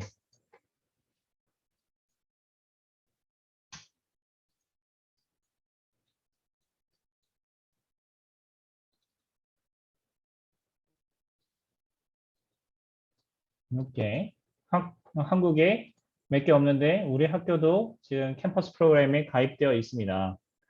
그래서 여러분들 지금 공부하는 게 이렇게 보게 되면은 정말 그 최신 프로그램과 최신 컨텐츠를 하고 있으니까 자부심을 가지고 진행하면 좋겠어요. 혹시 질문 있나요? 질문?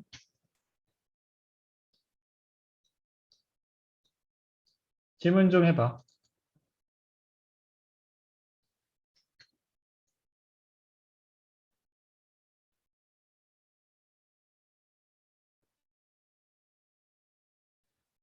그 학생증이 없으면은 모바일 학생증 있지 않나요?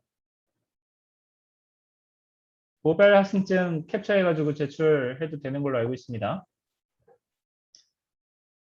오피스로 가입하면 어떤 게 좋냐면 오피스 365, 마이크로소프트 오피스 365를 무료로 사용할 수 있죠.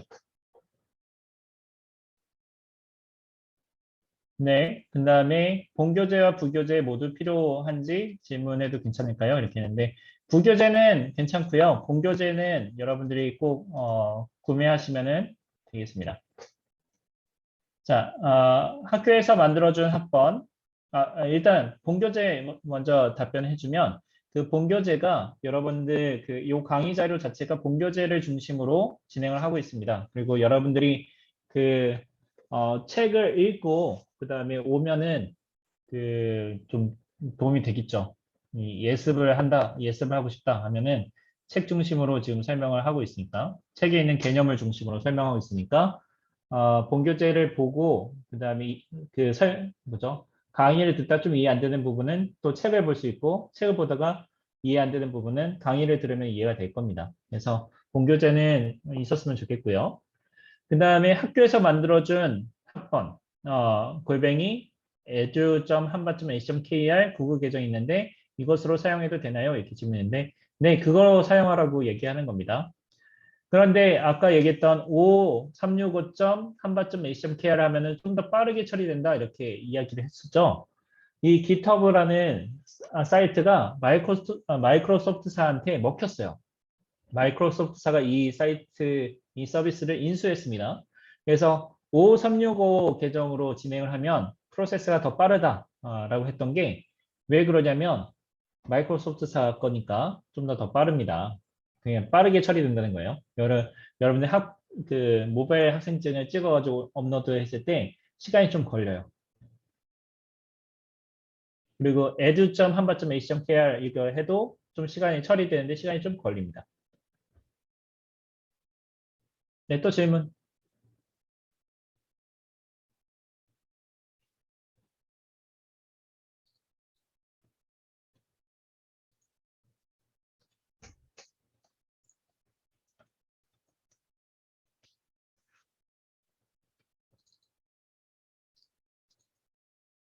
질문 없나요? 뭐 과제나 관련돼서 또 없나요?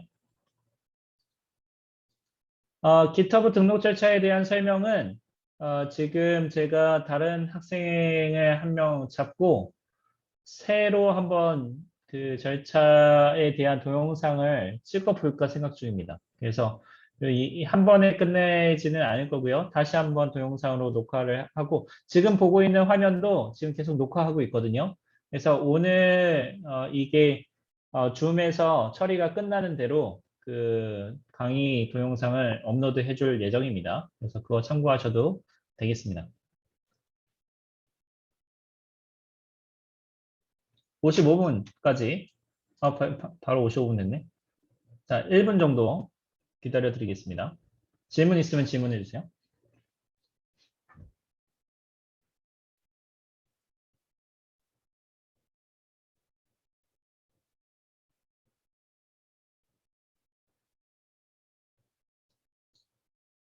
질문이 없으면, 질문이 없으면, 어,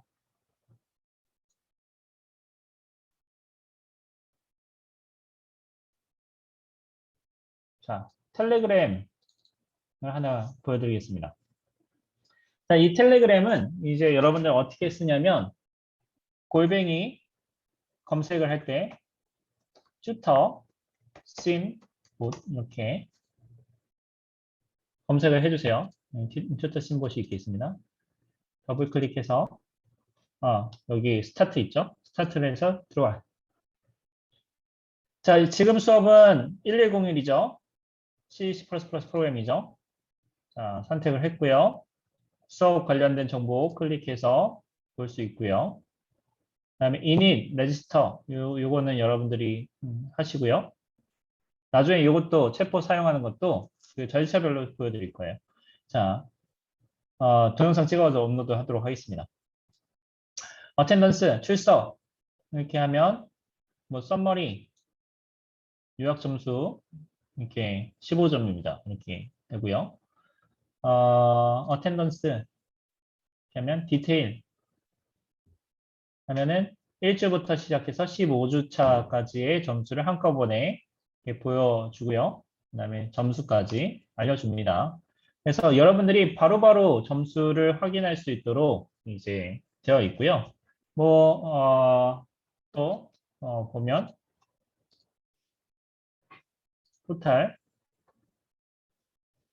디테일 하면은 출석 점수, 숙제 점수, 퀴즈 점수, 미텀 점수, 파이널 점수 해서 그레이드가 어떻게 되는지 이것도 쭉 나올 수 있게끔 했어요.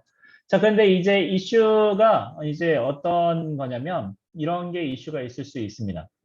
지금 보면 이렇게 있는 게 그 뭐죠? 이산수학 데이터베이스를 가져다가 지금 여기다 집어넣어서 이게 좀 다른데 이번에 오늘 수업 끝나고 그다음에 그 수강 정정 기간이 끝나가지고 이렇게 들어갈 사람 들어오고 나갈 사람 나가고 이렇게 해서 최종 출석 명단이 확정이 되면 데이터베이스가 확정이 될 거라서 그거 참고하시면 되겠고요.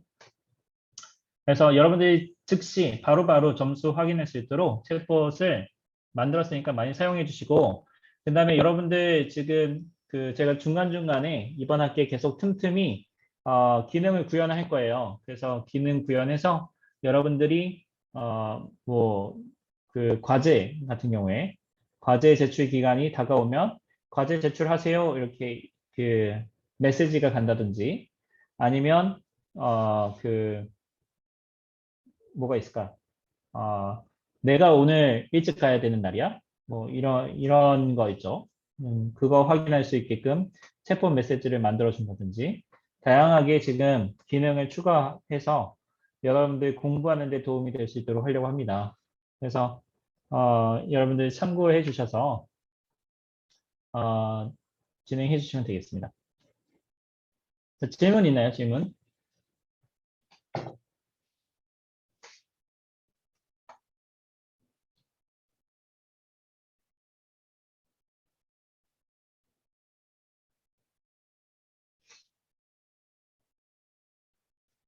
질문 좀 해줘.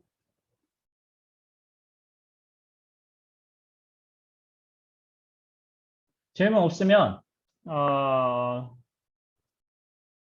10분 뒤 대면으로 출석하다 비대면으로 해도 괜찮나요? 이렇게 질문했네요. 대면으로 해도 되고 비대면으로 해도 되고요.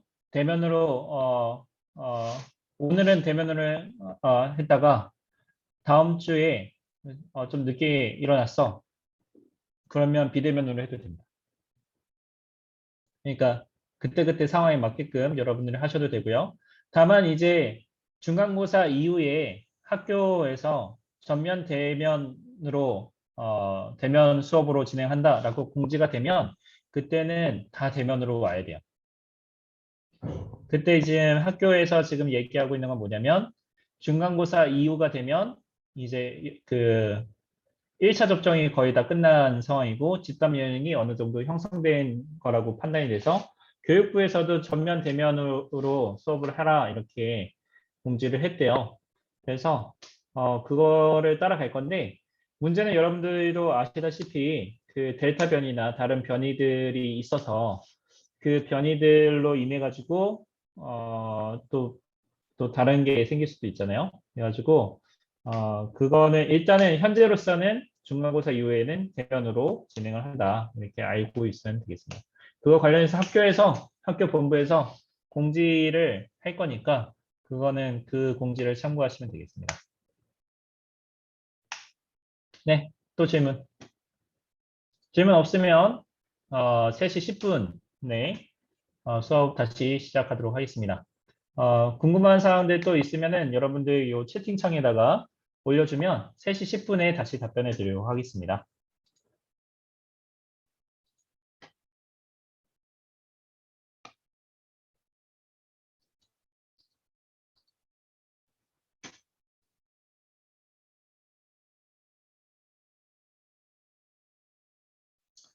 자, 질문. GitHub에 등록하는 동영상은 언제 정도에 업로드가 되나요? 이렇게 질문이 왔는데요. 지금 제 생각에는 일단은 그 학생을 섭외가 돼야 되는데 학생 섭외가 일단 문제고요. 학생이 섭외가 안 되더라도 뭐 개인 계정을 만든다든지 뭐 여러 가지 방법들이 있어가지고 어, 늦어도 내일까지는 알려줄 수 있도록 하겠습니다. 이게 과제도 같이 이제 진행이 돼야 되다 보니까 그것도 설명을 해야 되고 만약에 이제 학생들이 조금 그 동영상 연결하고 뭐죠? GitHub 등록하고 그다음에 과제에 쓰는 거가 조금 익숙하지 않는다고 하면 그러면은 그 뭐 다음 주 과제는 그냥 연장되는 걸로 모든 학생들한테 점수 주고 연장되는 걸로도 할 수 있으니까 여러분들 특별히 걱정은 안 해도 부담을 안 가져도 되겠습니다.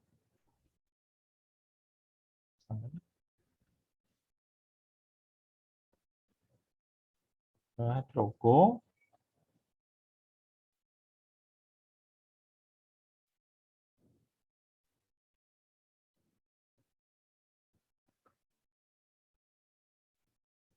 네, 다른 질문 없나요?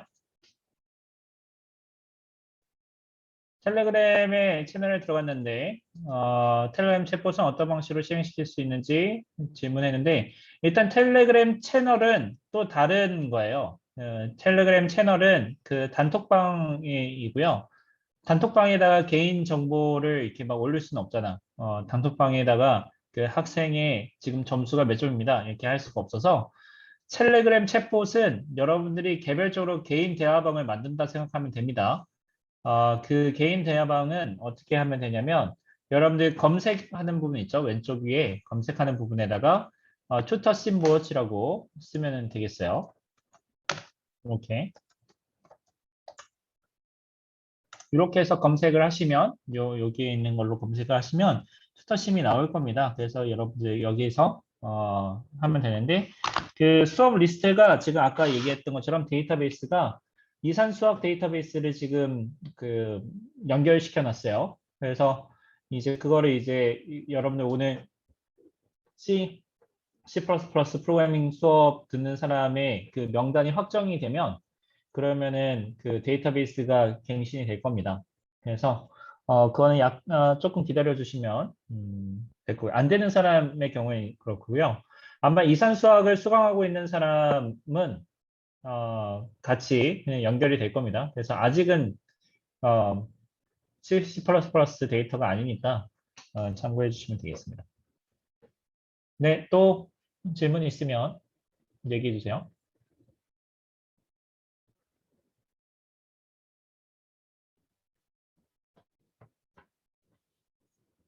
자, 없으면 강의 진행해 보도록 하겠습니다. 자, 오늘은 이제 C++ 프로그래밍 소개 부분들 이렇게 좀 하고 그 다음에 뭐가 남았냐면 이제 그 실습이 조금 남았어요. 실습이 좀 남아서 그 부분을 간단하게 이제 설명하고 넘어가도록 하겠습니다. 자, 강의 내용은 기본 용어와 프로그래밍이란 무엇인지, 프로그래밍 언어란 무엇이고, 프로그래밍 언어의 패러다임이란 무엇인지 이야기하고요. 실습 환경 구축하는 부분, 홈워크 이렇게 있는데, 요거는 여러분들 그 참여도 과제 있죠? 요 참여도 과제도 여러분들한테 그때 올려드릴 거예요. 그 어디죠? 사이버 한밭에다 올려줄 거니까 여기 사이버 한밭을 참고하시면 되겠습니다. 자, 용어에 대한 부분이다 보니까 이 용어는 사실은 그 어떻게 보면은 교양에 가까워요. 교양, 상식적인 부분이죠. 여러분들이 컴퓨터 공학과다 이렇게 얘기했을 때 이런 용어는 기본적으로 알고 있고 그다음에 다른 사람한테 설명할 수 있게끔 여러분 설명할 수 있어야 됩니다. 그래서 상식적인 부분이고 그리고 오늘 설명하는 부분들은 이제 말 그대로 여러분들 교양에 대한 부분들이니까 잘 숙지하시면 되겠습니다. 자, 컴퓨터라는 것은 컴퓨터 시스템은 그 하드웨어와 소프트웨어로 구성되어 있습니다. 하드웨어는 유형의 부품으로 구성된 실물. 그래서 여러분들 손에 이렇게 잡히는 거예요. 소프트웨어는 컴퓨터가 따라야 하는 명령어들의 집합 및 흐름이 되겠습니다. 이게 예전에는 이 하드웨어로만 가지고 계산을 수행을 했었습니다. 하드웨어만 가지고 계산을 수행했고, 그다음에 실물, 여러분들 손에 이렇게 잡혀지는 거다 보니까 어떻게 됐었냐면 여러분들이 뭔가 계산하는 방식을 바꾸고 싶다. 혹은 계산식을 바꾸고 싶다. 이렇게 하면은 뭘 해야 되면 망치 들고 펜치 들고 그다음에 뭐 렌치 뭐 이런 것들 나사 조이고 뭐그 볼트 너트 이거를 사용해서 프로그래밍을 했었어요. 그런데 뒤에 다시 설명하겠지만 폰노이만 아키텍처를 기반으로 해서 소프트웨어라는 개념이 나왔습니다. 그래서 컴퓨터가 따라야 하는 명령어들 이라는 거죠. 명령어. 그래서 그 명령어를 해석하고 그다음에 그 해석한 대로 뭔가 데이터를 흘러가게끔 해주는 게 이제 소프트웨어의 역할이고요. 그래서 이제 하드웨어와 소프트웨어가 합쳐져서 우리 컴퓨터 시스템이 구성되게 되는 겁니다. 자, 입력 장치와 출력 장치, 중앙 제어 장치, 메모리 장치 이렇게 크게 구성이 되어 있고요. 폰노이만 구조 이렇게 해서 보게 되면 컴퓨터다 이렇게 하는데 입력 장치에서 데이터가 흘러가고요. 그 다음에 이 중앙 처리 장치, CPU라고 하죠. Central Processing Unit이라고 하는 이 CPU에서 이 데이터를 제어합니다. 제어. 그래서 어떻게 하느냐? 이 데이터를 바로 산술 논리 장치로 보내서 뭔가 덧셈을 하거나 뭐 곱셈을 하게끔 하고요. 그다음에 논리 장치 여러분들이 나중에 그 이산 수학하면 and or 이런 논리를 배우게 될 텐데 로직이죠. 이 로직을 통해 가지고 계산을 수행하게 되는데 이 제어 장치가 이 계산된 결과를 메모리 장치에다가 보낸다든지 아니면 메모리 장치에서 데이터를 불러들여 가지고 주어진 데이터랑 합쳐서 출력으로 내보낸다든지 이러한 일련의 과정들을 제어하는 거죠. 컨트롤한다. 예. 그래서 중앙 처리 장치이다 이렇게 합니다. 그래서 컨트롤 유닛, 그다음에 아리스메틱 로직 유닛, 그래서 ALU 이렇게 있습니다. 자, 그다음에 이제 이것은 하드웨어 중심으로 이렇게 본 거고요. 그다음에 소프트웨어 중심으로 본다 이렇게 하면은 어떻게 되느냐? 입력 데이터가 있고 출력 데이터가 이렇게 있잖아요. 그러면 프로그램이 이제 이 컴퓨터를 제어를 하는 거예요. 하드웨어를 제어하는 겁니다. 그래서 소프트웨어 중심으로 이렇게 보게 되면은 이 컴퓨터가 하드웨어가 되고요. 이 하드웨어의 동작을 이제 소프트웨어가 처리하게끔 되어 있습니다. 자, 그래서 프로세서 이렇게 이야기하는데 중앙 처리 장치, 네, 아주 상식적인 용어니까 그냥 간단하게 설명하겠습니다. 인텔 i7 프로세서, 뭐 혹은 AMD 라이젠 프로세서와 같이 이런 하드웨어를 이야기하고요. 이 안에 보면 일련의 명령어들을 처리할 수 있도록 그리고 그 명령어를 실행할 수 있도록 합니다. 일련의 명령어다. 일련 요거는 우리 보통 시퀀스라고 이야기를 하죠. 그러니까 순서가 있다는 얘기입니다. 이산수학하고도 같이 연결됩니다. 순서를 매길 수 있다. 그래서 프로그램이라는 것 자체가 이런 시퀀스가 나오는 거고요. 명령어 어떤 동작을 수행해야 되는지 명령을 내는 거죠. 이걸 보면은 instruction이라고 합니다. 이게 영어가 굉장히 또 보면은 용어라는 게 굉장히 중요한데요. 이제 보면은 command도 명령이고 instruction도 명령인데 이 instruction이라고 이야기합니다. 그리고 이런 중앙 처리 장치는 아주 간단한 명령어들에 대해서 처리하게끔 되는데 load, store 그래서 메모리 상에 있는 데이터를 레지스터로 로드해라. 혹은 하드디스크 SSD에 있는 데이터를 메모리상으로 가지고 와라. 저장해라. 이런 명령어나 아니면은 덧셈, add, 곱셈, multiply 이런 아주 간단한 명령어들을 사용하는 거죠. 우리가 실제 게임을 한다든지 아니면 뭐 워드 프로세서와 같이 아주 복잡한 프로그램을 실행시킨다고 하더라도 기계학습과 같이요. 그런 프로그램을 실행시킨다고 하더라도 궁극적으로는 이런 add나 multiply와 같은 그리고 혹은 load와 store와 같은 아주 간단한 명령어들로 다 분해되어서 실행이 된다는 겁니다. 자, 이런 프로세서를 보통 이야기할 때 컴퓨팅 능력을 정의할 때 많이 사용이 됩니다. 요즘은 이게 조금 좀 퇴색됐긴 했는데 보통은 중앙 처리 장치가 좋으면 좋을수록 굉장히 좋은 성능을 가졌죠. 그리고 보통은 이런 프로세서가 예전 뭐 한 10년 전만 하더라도 이 프로세서가 컴퓨터에서 가장 비싼 부품이었는데 요즘은 GPU가 가장 좋은, 가장 비싼 거였죠. 그래서 격세지감을 느낍니다. 자, 우리가 이야기할 때 동일한 컴퓨팅 능력을 가졌다. CPU가 동일하다. 라고 이야기한다면 프로그램의 복잡도에 따라서 처리하는 시간이 달라질 수가 있습니다. 자, 복잡도라고 이야기하는데 이 복잡도는 complexity라고 이야기를 해요. 그래서 말 그대로 이렇게 보면은 컴퓨팅 능력이 동일해요. 내가 처리할 수 있는 단위 시간당 처리할 수 있는 컴퓨터의 능력이 동일하다고 한다면 내가 만든 프로그램이 얼마나 복잡하냐에 따라서 처리되는 시간이 달라진다는 거죠. 그래서 프로그램 간의 그 대소 비교 혹은 그 좋은 프로그램, 나쁜 프로그램을 그 구분해낼 수 있게 됩니다. 그게 이제 컴플렉시티에 대한 내용입니다. 자, 용어는 이제 우리 그 메모리다 라고 이야기하는데요. 자, 메모리는 데이터를 저장하는 장소가 되겠습니다. 그래서 무엇을 저장하느냐? 프로그램 코드를 저장하고요. 혹은 처리 대상 데이터를 저장하게 되죠. 자, 일련의 명령어를 실행하는데 발생하는 중간 데이터도 메모리상에다가 저장을 합니다. 자, 그래서 주 메모리, 뭐 보조 메모리 이렇게 있는데요. 중요한 거는 단위는 바이트를 사용한다. 8개의 비트가 모여서 하나의 바이트를 이루게 됩니다. 자, 요게 이제 우리 사실상 중요한 내용인데요. 이 강의에 있어서의 핵심 부분 이렇게 이야기하면 지금 이 슬라이드가 핵심 부분이 되겠어요. 자, 비트, 바이트, 메모리 주소 이렇게 보겠습니다. 자, 비트는 0 또는 1이에요.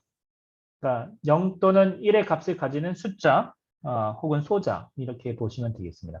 그래서 무조건 0이나 1이에요. 그런데 바이트다 이렇게 이야기하면 8개의 비트로 구성이 되어 있는 하나의 묶음입니다. 그래서 8개 8비트로 구성되어 있고요. 자, 이렇게 8비트 구성되어 있는 이게 한 바이트가 되고요. 이 한 바이트는 8개의 비트니까 이 데이터를 저장할 수가 있습니다. 이 저장할 수 있는 공간이 생기는 거죠. 그 공간이 생기는 것을 우리 보면은 주소를 부여하겠어요. 바이트 주소, 위치를 부여할 수가 있습니다. 마치 우리가 그 동과 뭐 뭐죠? 행정구역에 숫자 붙이는 거, 우편번호 붙이는 것 같이 이제 주소를 부여할 수 있고요. 해당되는 바이트 위치에 데이터가 저장될 수 있는데 이 8비트라고 있죠. 8비트. 8비트 데이터로 8비트라고 했으니까 비트가 8개. 그래서 0과 1로 표현될 수 있는 자리가 8개 이렇게 되어 있고 이진수로 표현되죠. 이진수. 이진수니까 0 혹은 1로 표현이 되는 숫자를 나타내고요. 얘를 16진수로 변환을 하면 어떻게 하느냐? 요 앞에 4개, 뒤에 4개를 각각 이렇게 연결시켜줘서 16진수로 표현할 수가 있습니다. 그래서 0x30 이렇게 돼 있고요. 그래서 이렇게 해석을 하는 거예요. 바이트 주소 1000 요 위치에 이 위치에 저장되어 있는 데이터는 0011 0000 이렇게 저장되어 있고 16진수로 그 데이터를 표현한다면 0x30이고요. 이 0x30을 ASCII 코드로 표현한다고 하면은 우리 그 화면에 0이라고 출력이 된다라는 겁니다. 자, 이 0이라고 출력된다라는 것 자체가 이 ASCII 코드라는 것 자체가 딱 그거예요. 아메리칸 스탠다드고요. 이게 뭐냐면 우리 실제 데이터 자체는 0x30으로 표현되지만 사람이 해석할 때는 0이라는 문자로 표현하자. 0이라는 문자로 대응시키자. 이렇게 된 겁니다. 자, 이 ASCII 코드라는 것 자체가 결국은 사람이 관심 가지는 거예요. 사람의 관심사가 이 ASCII 코드고 0x30은 컴퓨터가 다루는 겁니다. 컴퓨터의 관심사입니다. 그래서 컴퓨터에서는 0x30이지만 실제 우리는 그거를 문자 0이라고 해석하자. 표현됐다. 이렇게 했지만 요거를 여러분들이 해석이라고 생각하시고 영어로 굳이 뭐 영어로 이야기한다고 하면은 뭐 인터프리트다라고 이야기를 합니다. 그래서 데이터 자체를 0x30이라는 데이터가 왔을 때 어떻게 해석할 거냐? 0x30은 0이라고 이제 해석하자. 그래서 터미널 여러분들 모니터에 0이라고 이렇게 딱 찍히는 게 숫자 0이기 때문에 0이라고 찍히는 게 아니라 실제 컴퓨터에서는 0x30이라고 표시가 됐고 그거를 이제 화면에다가 출력할 때는 0이라고 표시를 한 겁니다. 자, 이 프로그램인데요. 이 프로그램은 그 컴퓨터가 따라야 하는 명령들의 집합입니다. 그래서 프로그램의 실행, execution 혹은 run 이렇게 하는데요. 컴퓨터가 해당 명령을 따라서 해당 명령어들을 실행하는 것을 이야기를 합니다. 여기서 이제 프로그램의 인스턴스 혹은 프로세스라고 이야기하는데 이게 컴퓨터상에서 프로그램이 실행되고 있는 겁니다. 그래서 메모리상에 올라가서 실행될 수 있는 프로세스는 한 개 이상일 수 있다는 거. 자, 이게 어떤 개념이냐면 이렇게 생각해 보세요. 여러분들 컴퓨터에 이제 그 크롬 웹브라우저를 설치를 했어요. 컴퓨터에. 설치를 딱 했습니다. 그래서 여러분들 컴퓨터를 껐다가 켜면 그러면 그 컴퓨터에 아직 크롬이 띄워져 있는 건 아니죠. 생성은 되어 있는데 그 설치는 됐는데 실행되지 않고 있는 상황입니다. 자, 그래서 여러분들이 여기서 크롬을 실행한다 이렇게 하면은 이렇게 어떻게 하냐면 메모리 위에다가 이 프로그램을 실행을 시켜요. 프로그램 run 혹은 프로그램 execution 이렇게 이야기하죠. 자, 그래서 프로그램이 실행이 됐는데 이 프로그램이 실행되면서 이 프로그램의 독자적인 메모리 공간을 할당을 해줍니다. 그래서 프로그램이 이렇게 띄워지는 거예요.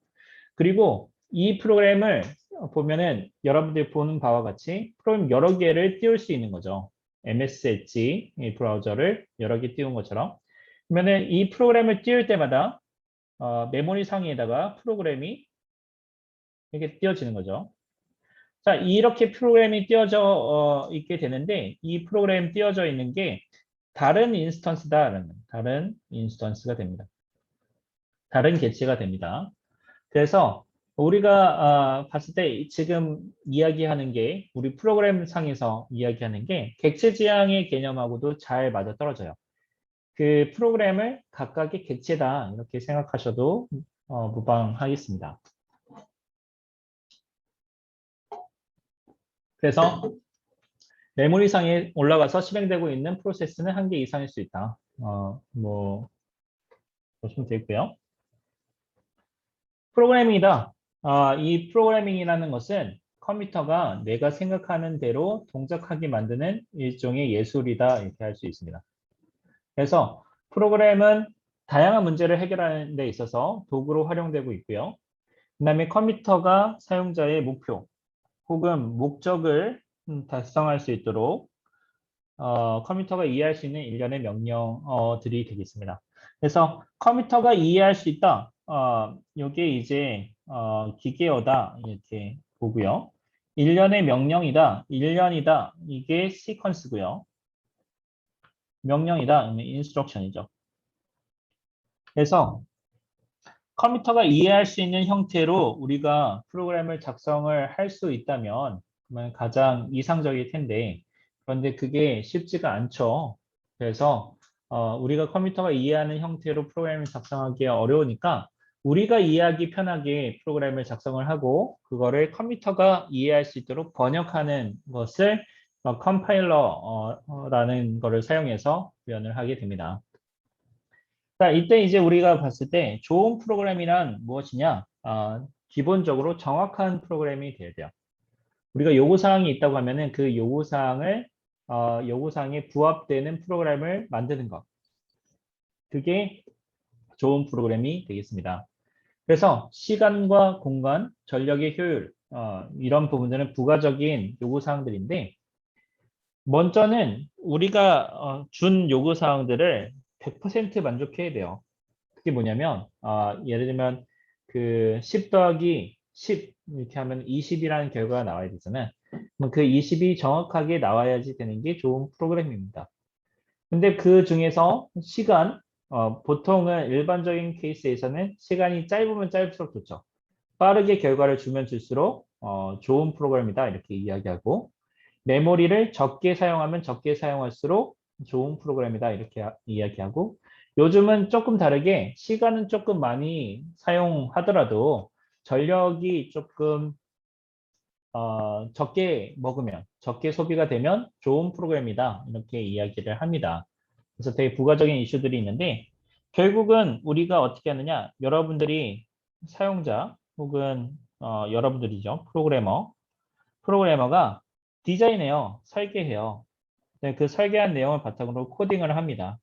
그 코딩하는 과정을 우리는 프로그래밍이다 이렇게 이야기하고 궁극적으로 이 기계어를 만들어내는 게 목적이 되겠습니다. 그런데 이 프로그래밍 언어라는 게 무엇이냐 이렇게 보면은 결국은 사람과 컴퓨터가 소통할 수 있는 방법 이게 다른 말로 휴먼 컴퓨터 인터랙션이죠. HCI라고 이야기하는데요. 사람이 생각하는 거 자연어로 우리가 생각하죠. 배고프다. 힘들다. 이렇게 생각하는 거를 프로그램으로 어떻게 만들어낼 거냐. 자, 배고프다라는 우리의 언어를 이 프로그램으로 번역하기 위해서 프로그래밍 언어를 어떤 것을 사용할 것이냐. 이게 이슈가 되겠습니다. 자, 이 프로그래밍 언어라는 것은 문법과 의미를 가지는데요. 이 문법은 우리는 뭐라고 얘기하냐면 syntax라고 이야기하고요. 또 의미는 우리는 semantics라고 이야기를 합니다. 자, 여기서 제가 하나 보죠. 여러분들이 C, C++ 혹은 다른 프로그래밍 랭귀지를 배우면서 어려워하는 게 이렇게 있어요. 뭐냐면 여러분들이 배우는 것이 프로그래밍 언어예요. 배우는 것 자체가 프로그래밍 언어에 대해서 열심히 배웁니다. 이 신텍스를 배운다는 거죠. 근데 시험을 보는 걸 이렇게 보면은 요 생각에 대해서 시험 문제를 많이 봤습니다. 우리 문제를 풀게 되면 이런 시험 문제를 풀게 되는 거예요. 뭐냐? 우리가 계속 수업 시간 때 공부하는 거는 프로그래밍 언어에 대해서 배워요. 문법에 대해서 배워요. while문은 어떻게 쓰느냐, for문은 어떻게 쓰느냐, 그다음에 화면에 출력하려면 무엇을 해야 되느냐, 이렇게 시험 공부하는 게 이렇게 되는데, 근데 시험 문제는 별을 사용해서 크리스마스 트리를 만드세요. 이렇게 되는 거예요. 다른 말로 여러분들이 그 영어 수업이라고 이야기하면 어떻게 되냐면 학기 내내 무엇을 배우냐면 영어 문법을 배워요. 1형식은 뭐고, 2형식은 뭐고, 3형식은 뭐고 이렇게 배운다가 기말고사, 중간고사 때는 무엇을 이제 시험을 보냐면 이제 여러분들 문법을 잘 아니까 시를 써보세요. 소설을 써보세요. 이렇게 시험 문제가 나오는 거랑 똑같습니다. 그러다 보니까 여러분들이 이런 C, C++ 프로그래밍 수업이 어려운 거예요. 프로그래밍 수업은 어렵다 이렇게 되는 건데 두 가지 문법에 대한 부분이랑 그다음에 의미에 대한 부분들에 대해서 이 두 개 동시에 학습해야 되고 그다음에 내가 어느 부분이 부족한지에 대해서 여러분들이 잘 알고 있어야 됩니다. 자, 특별히 여러분들 여기 보면은 다양한 프로그래밍 언어가 존재해요. C, C++, 자바, 파스칼, 파이썬, 뭐 하스켈, 뭐 다른 여러 가지 언어들이 이렇게 있죠. 자, 이런 언어들이 있는데 이런 언어들은 결과적으로는 신텍스만 다를 뿐이에요. 신텍스만 다르고 시멘틱스는 결국 여러분들 머릿속에 있는 겁니다. 그래서 시멘틱 여러분들 머리에 대해서 내가 원하는 게 무엇이냐 뭐 어떤 동작을 수행해야 되는지 여러분 머리를 키워야 되고요. 그 다음에 프로그래밍 언어를 통해서 이렇게 하는데 일종의 프로그래밍 언어다. 무협지로 이야기하면 프로그래밍 언어는 일종의 그 초식을 연습하는 거고요. 이 생각에 대한 이 자연어로 표현되는 부분은 내공이죠, 내공. 그래서 내공을 통해서 초식으로 장풍 쏘고 이렇게 하는 거잖아요. 그래서 두 개 다 연습을 하셔야 되기 때문에 여러분들 그 데일리 코딩 문제나 아니면은 프로젝트 문제, 실습 이렇게 해서 계속 꾸준히 시간을 투자해서 공부를 해야 되는 것이 되겠습니다. 자, 프로그래밍 절차와 환경에 대한 내용입니다. 여러분들이 설계를 하는데 사용자 요구사항과 시스템 요구사항, 이게 이제 시멘틱스에 대한 내용이죠. 의미에 대한 부분들을 해가지고 코드를 하는데 만들어내는데 소스 코드 편집기를 사용해서 코딩을 해요. 그래서 소스 코드가 나옵니다. 자, 이 소스 코드를 사용해서 컴파일러라는 것을 사용해서 목적 코드로 만들어내고요. 이게 이 목적 코드가 이제 기계어로 이렇게 되는 거죠. 자, 이 기계어인데 중간 단계예요. 중간 단계. 얘가 링커를 통해 가지고 라이브러리하고 결합이 돼서 실행 파일이 만들어지게 되는 겁니다. 자, 이 소스 코드 편집기 이 부분이 이제 우리가 뭐 얘기하는 IDE라고 하죠. Integrated Development Environment인데 여러분들 이 소스 코드 편집기 앞에서 제가 GitHub 같은 경우에 그 코드 여러분들이 에듀케이션이라고 한다면 전부 다 뭐 제공된다. 거의 예전에 내가 봤을 땐 100만 원어치였다 이렇게 했는데 요즘은 뭐 300만 원, 400만 원어치 툴을 여러분들한테 제공해줘요. 근데 왜 그렇게 하느냐? 뭐이 아이디 이렇게 보면 그 비주얼 스튜디오 뭐 코드나 아니면은 제프렌사의 CLI온이나 뭐 저는 서블라임 텍스트 이것들을 많이 사용을 하는데 어, 다 장단점이 있습니다. 다 장단점이 있는데 그 GitHub와 같은 홈페이지에서 여러분들한테 우리 도구, 그 서비스를 사용해 달라 이렇게 해주는 게 왜 그러냐면 여러분들이 그 프로그램, 그 환경이 종속되잖아요. 그러면 회사가 그 소프트웨어를 살 수밖에 없기 때문에 그렇습니다. 예를 들면 이런 거예요.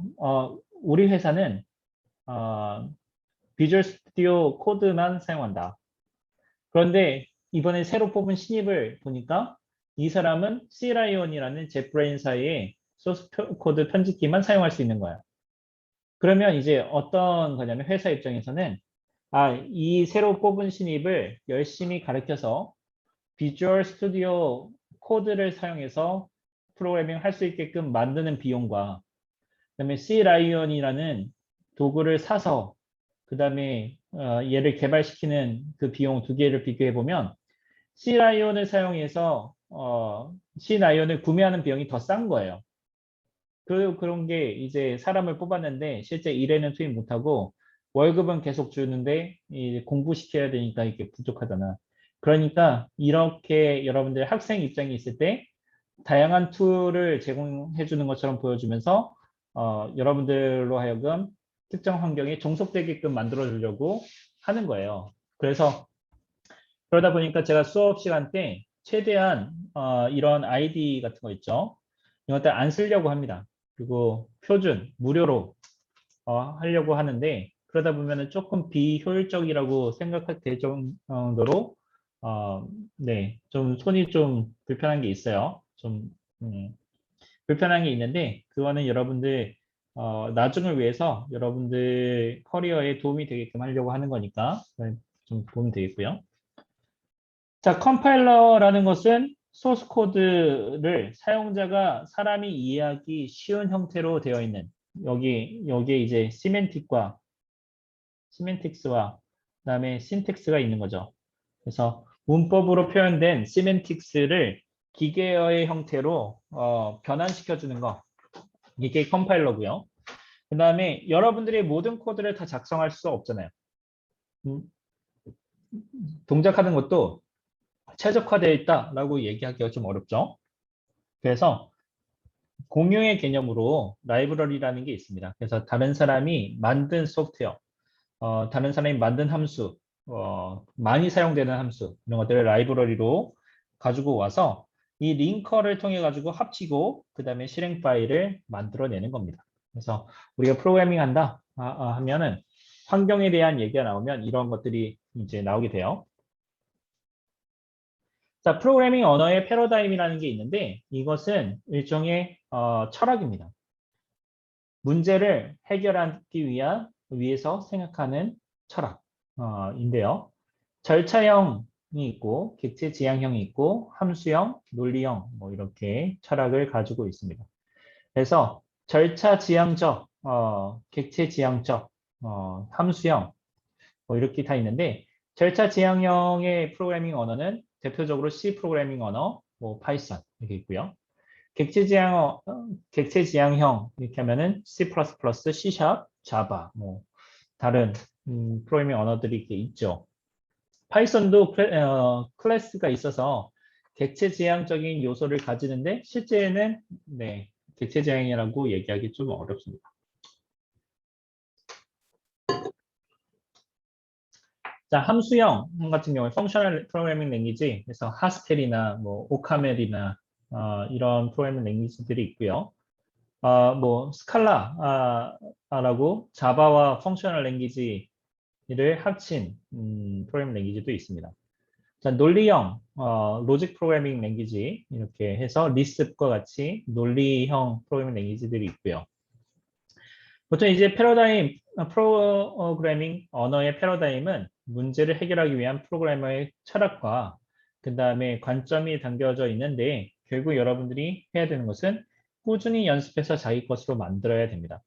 일종의 여러분들이 생각의 틀을 딱 만들어 놓고 그 틀을 여러분들한테 익숙해지도록 계속 노력을 해야지 되는 것입니다. 자, 절차형 패러다임 뭐 이렇게 할 건데요. 두 가지만 얘기를 할 겁니다. 절차형과 객체 지향형 두 가지를 얘기할 건데 절차형 패러다임은 문제를 해결하기 위해서 절차를 컴퓨터한테 알려주고 컴퓨터는 그 절차를 하나씩 실행하는 거죠. 예를 들면 여러분들 라면 이렇게 끓이는 거 보면 뒤에 라면 끓이는 법이 이렇게 있잖아요. 그래서 라면을 준비하고 냄비 준비하고 이런 절차들 하나하나들을 전부 다 실행을 하게 되면 그게 실행이 끝나면 그러면 라면이 끓여지는 거죠. 그게 이제 절차형 패러다임이 되겠습니다. 생각하는 것도 어떻게 하면 절차적으로 표현할까 이렇게 되고요. 객체 지향형 패러다임이라는 것은 어떻게 하느냐 구성 요소를 생각하는 객체를 보는 겁니다. 절차 지향형 프로그래밍 언어는 어떻게 하느냐 절차를 기술한다 기술하고 실행한다 이렇게 된다면 객체 지향은 어떤 거냐면 구성 요소가 무엇인지 보고 그 구성 요소 간의 상호작용을 표현해서 조립하는 쪽에 좀 더 가깝습니다. 그래서 공장에서 제품을 조립해서 하나의 제품을 만들어내는 것과 같이 여러분들 이 객체 지향 패러다임에서는 어, 구성 요소를 만들고 그 구성 요소와 구성 요소 간의 관계를 컴퓨터한테 알려주고 그 다음에 그 관계에 따라서 컴퓨터가 프로그램을 실행시키는 걸로 문제를 해결합니다. 그래서 문제를 해결한다 이렇게 봤을 때는 구성 요소를 먼저 식별하고 구성 요소가 어떤 일을 하는지 또 알아내고 그 다음에 구성 요소 간의 데이터를 주고받을 때 어떤 데이터를 주고받는지 인터페이스를 정의하고 그 다음에 연결시키는 것을 수행을 하죠. 만약에 여러분들이 절차 지향적으로 프로그램을 만든다라고 했을 때 자동차를 예를 들어보죠. 자동차를 바탕으로 해서 절차 지향형 프로그래밍을 한다라고 하면은 시동을 건다.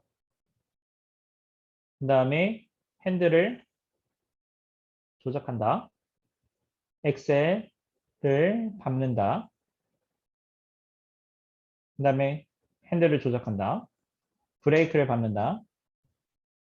이렇게 이 절차적으로 기술한 다음에 그것을 하나하나 실행하고 이 부분과 같이 이때는 이런 절차, 이때는 이런 절차를 수행한다. 이렇게 기술을 하는 거고요. 그리고 이런 기술은 기술하기 되게 쉬워요. 위에서부터 밑으로 시간 순서대로 기술해 나가면 됩니다. 근데 객체 지향은 어렵습니다. 왜냐? 객체 지향은 어떻게 하냐면 엔진, 핸들, 구동축, 그 다음에 뭐 바퀴, 기타 등등 이런 구성 요소들을 식별하고요. 엔진, 핸들, 구동축, 바퀴 각각에 대한 동작을 정의하고요. 자, 엔진은 구동축에게 동력을 전달하고 핸들은 바퀴를 방향을 어, 조작하고 구동축은 바퀴하고 연결되어 있어서 바퀴의 방향인 대로 굴러갈 수 있게끔 한다. 그래서 관계를 다 이렇게 연결한 다음에 이 관계를 가지고 우리 컴퓨터가 실행을 하는 거죠. 프로그램을 실행을 하는 겁니다. 그러다 보니까 문제를 해결하는 철학도 다르고 그다음에 문제를 푸는 설계하는 철학, 푸는 철학 각각 다 다른 철학을 가지고 있습니다. 자, 이러한 패러다임이 있는데 일단은 여러분들 C와 C++를 같이 생각하면 조금 어려울 수 있는데 다행인 것은 C에서 아까 얘기한 것처럼 C에서 C++가 나왔다 했잖아요. 그래서 C에서 C++가 나오면서 C++에서 C의 요소를 거의 대부분 가져다 썼어요. 그래서 C++는 객체라는 개념만 C에서 추가됐다라고 해도 크게 다르지는 않습니다. 그러다 보니까 C++의 앞부분 공부하다 보면 C 프로그래밍 언어 절차에 대한 부분들을 많이 연습하게 되니까 그래서 우리 한번 수업을 진행해 보죠. 네, 여기서 보면은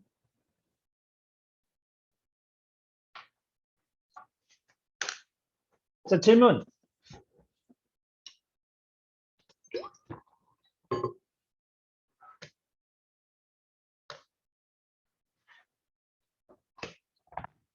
강의하는 PDF 파일은 자료실에 올려줄 수 있나요? 이렇게 질문했는데 자료실에 올려드리겠습니다.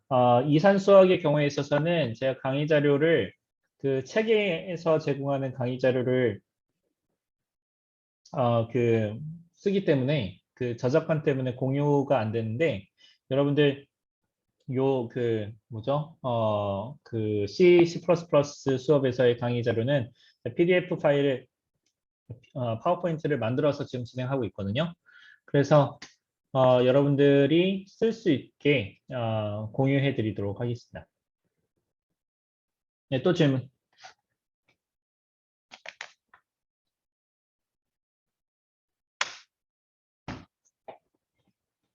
질문이 없으면 그러면은 실습 환경에 대해서 간단하게 설명을 하고요. 그 다음에 수업을 마치도록 할 겁니다.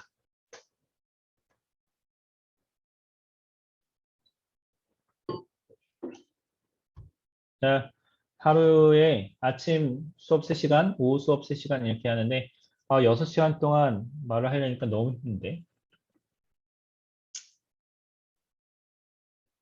질문해 주십시오. 없으면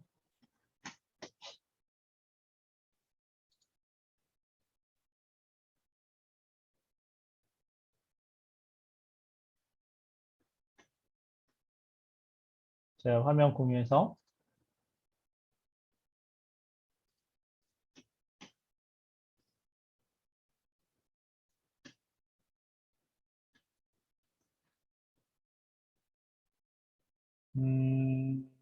어딨지?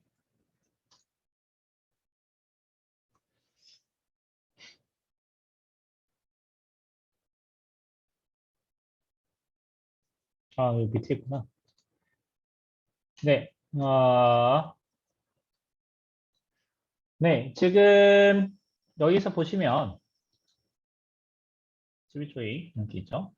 지금 여러분들 이렇게 보시는 요 화면이 지금 여러분들의 일종의 포트폴리오라고 할 수 있습니다. 그래서 지금 보면은 요게 그 초록색 부분 있죠? 여기 완전 되게 진하죠? 이게 여러분들 제가 작업해서 그 코드를 올린 거예요. 보면은 지금 28일부터 시작해서 메일 코딩 하고 있지. 그래서 여러분들이 메일 코딩 하는 것처럼 저도 메일 코딩 해서 수업을 진행을 할 거라 그걸 참고해 주시면 되겠고요. 자, 그런 다음에 그 여러분들이 이제 그 해야 되는 게 몇 가지가 더 있는데 그건 동영상 강의로 발음을 하려고 합니다. 그래서 동영상 강의를 하고 다음 주 실습 때 다 했는지 안 했는지를 확인하고 만약에 잘 안 됐다라고 하면은 실습 시간 때 조금 더 도와주려고 하고 있어요. 또 동영상 또 찍고. 그래서 아마 여러분들이 새로운 환경에 새로운 공부를 하다 보니까 이제 조금 적응하는 데 있어서 시간이 좀 걸릴 것 같아요. 이게 그 프로그래밍 언어라는 것 자체가 말 그대로 언어잖아요. 그래서 여러분들한테 어떻게 보면 생소한 그 환경에서 생소한 내용을 좀 다룰 수 있게 되는 거라서 여러분들이 좀 익숙해져야 될 시간들이 필요할 것 같습니다. 익숙해져야 될 거예요. 그래서 그것들을 여러분들 많이 지원해 드릴 테니까 기회를 줄 테니까 이렇게 하시고요. 그 다음에 뭐 시간이 더 필요하다, 실습이 좀 더 필요하다 하게 되면은 여러분들 뭐 시간 더 들여가지고 실습할 수 있게끔 할 거니까 여러분들 모르면 이제 물어봐서 알 수 있게끔 해주시면 좋겠습니다. 자, 여기 보면 리플릿.com 이게 여러분들 이제 실습 환경이 되겠어요. 그래서 리플릿 이렇게 했는데 새로 한번 만들어 보죠. 여기에다가 컴퓨터 엔지니어링 1101 2 이렇게 C++네. 잠깐만요. C++에 1102 2 이렇게 해서 2분반 해서 하나 만들었어요. 그러면은 main.cpp 이렇게 있고요. run 이렇게 있고 콘솔에 shell 이렇게 있는데 여러분들 제가 먼저 얘기하면 요 run 버튼 눌러가지고 실행시키는 것은 절대 하면 안 되어 있습니다. 자, 이 run은 IDE에서 나온 건데 이 run은 여기 안에 있는 모든 파일을 다 컴파일하고 실행을 시켜요. 그 하나로 만들어가지고 실행하는데 여러분들 프로그램 하다 보면은 취사 선택해야 되는 경우들이 있습니다. 이 CPP 파일을 취사 선택해서 이때는 A라는 파일을 컴파일하고 B라는 파일은 제외해라. 이런 게 필요한데 그런 거 컨트롤이 불가능합니다. 그리고 여러분들 이게 공부하는 데 있어서 좋지 않아요. 그래서 어떻게 하느냐? 이 쉘이 있죠, 쉘. 여기 콘솔과 쉘이 있는데 쉘을 클릭해서 이 쉘에서 여러분들 다 작업을 할 겁니다. 자, 그래서 기본 명령어들 몇 가지를 또 동영상으로 녹화해서 공유해 줄 건데요. 자, 이 환경에서 지금 작업을 할 건데 컴파일 한번 해보죠. 클랭이었죠? 클랭 플러스 플러스에 main.cpp 이렇게 해서 엔터 치면 여기 보면 a.out이라고 파일이 생겨요. 이 파일이 이제 컴파일 된 겁니다. 그래서 실행시킬 때 a.out 그다음에 hello world 이렇게 나오게 됩니다. 그래서 다음과 같은 이 쉘의 환경에서 다 작업을 할 거다 이렇게 보시면 되고요.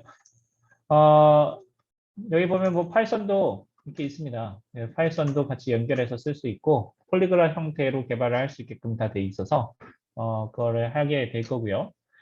그 다음에 Git 관련해서 여러분들 간단하게 하나 동영상 공유하기 전에 보여드리면 이 클론 이렇게 해서 제가 이게 그 원격에서 있는 그 파일을 이렇게 받아오면 닷컴의 내 레파지토리에 뭐 예를 들면 챗봇 그래서 튜터심 가져오면 여러분들 여기 이렇게 코드가 이렇게 생겨요. 디렉토리 이거 보면은 왼쪽에 없다가 생겼죠. 그래서 이렇게 컴피그 파일 수정할 수 있습니다. 그래서 얘를 수정을 한 다음에 그 다음에 이제 여러분들 그 GitHub에다가 그 여러분들 그 데일리 코딩 숙제를 업로드 해주면은 되는 거죠. 그래서 그 명령어도 이제 뭐 보여주면은 뭐 git add 점 이렇게 잠깐만요. 부터심 안에 git add 점 이렇게 해주고 git commit 메시지 뭐 hello 해주는데 이것도 지금 보면은 configuration 하라고 하는 거죠. 이 configuration도 뭐 해주면 되죠. config에 글로벌의 유저의 이메일 그래서 me 여기 config에 글로벌의 유저의 네임 그래서 청범 조인 이렇게 해서 해주고 이거는 한 번만 해주면 됩니다. 그래서 추가하고 뭐 git push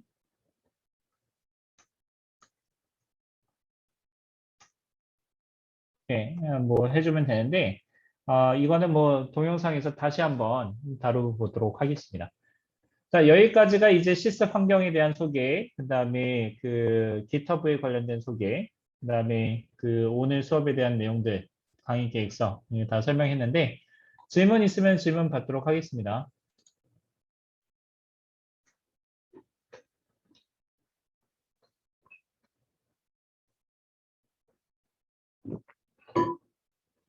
질문 없나요?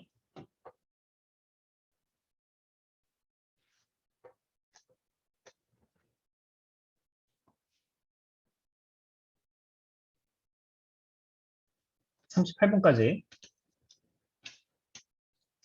(58분까지) 30초 남았네.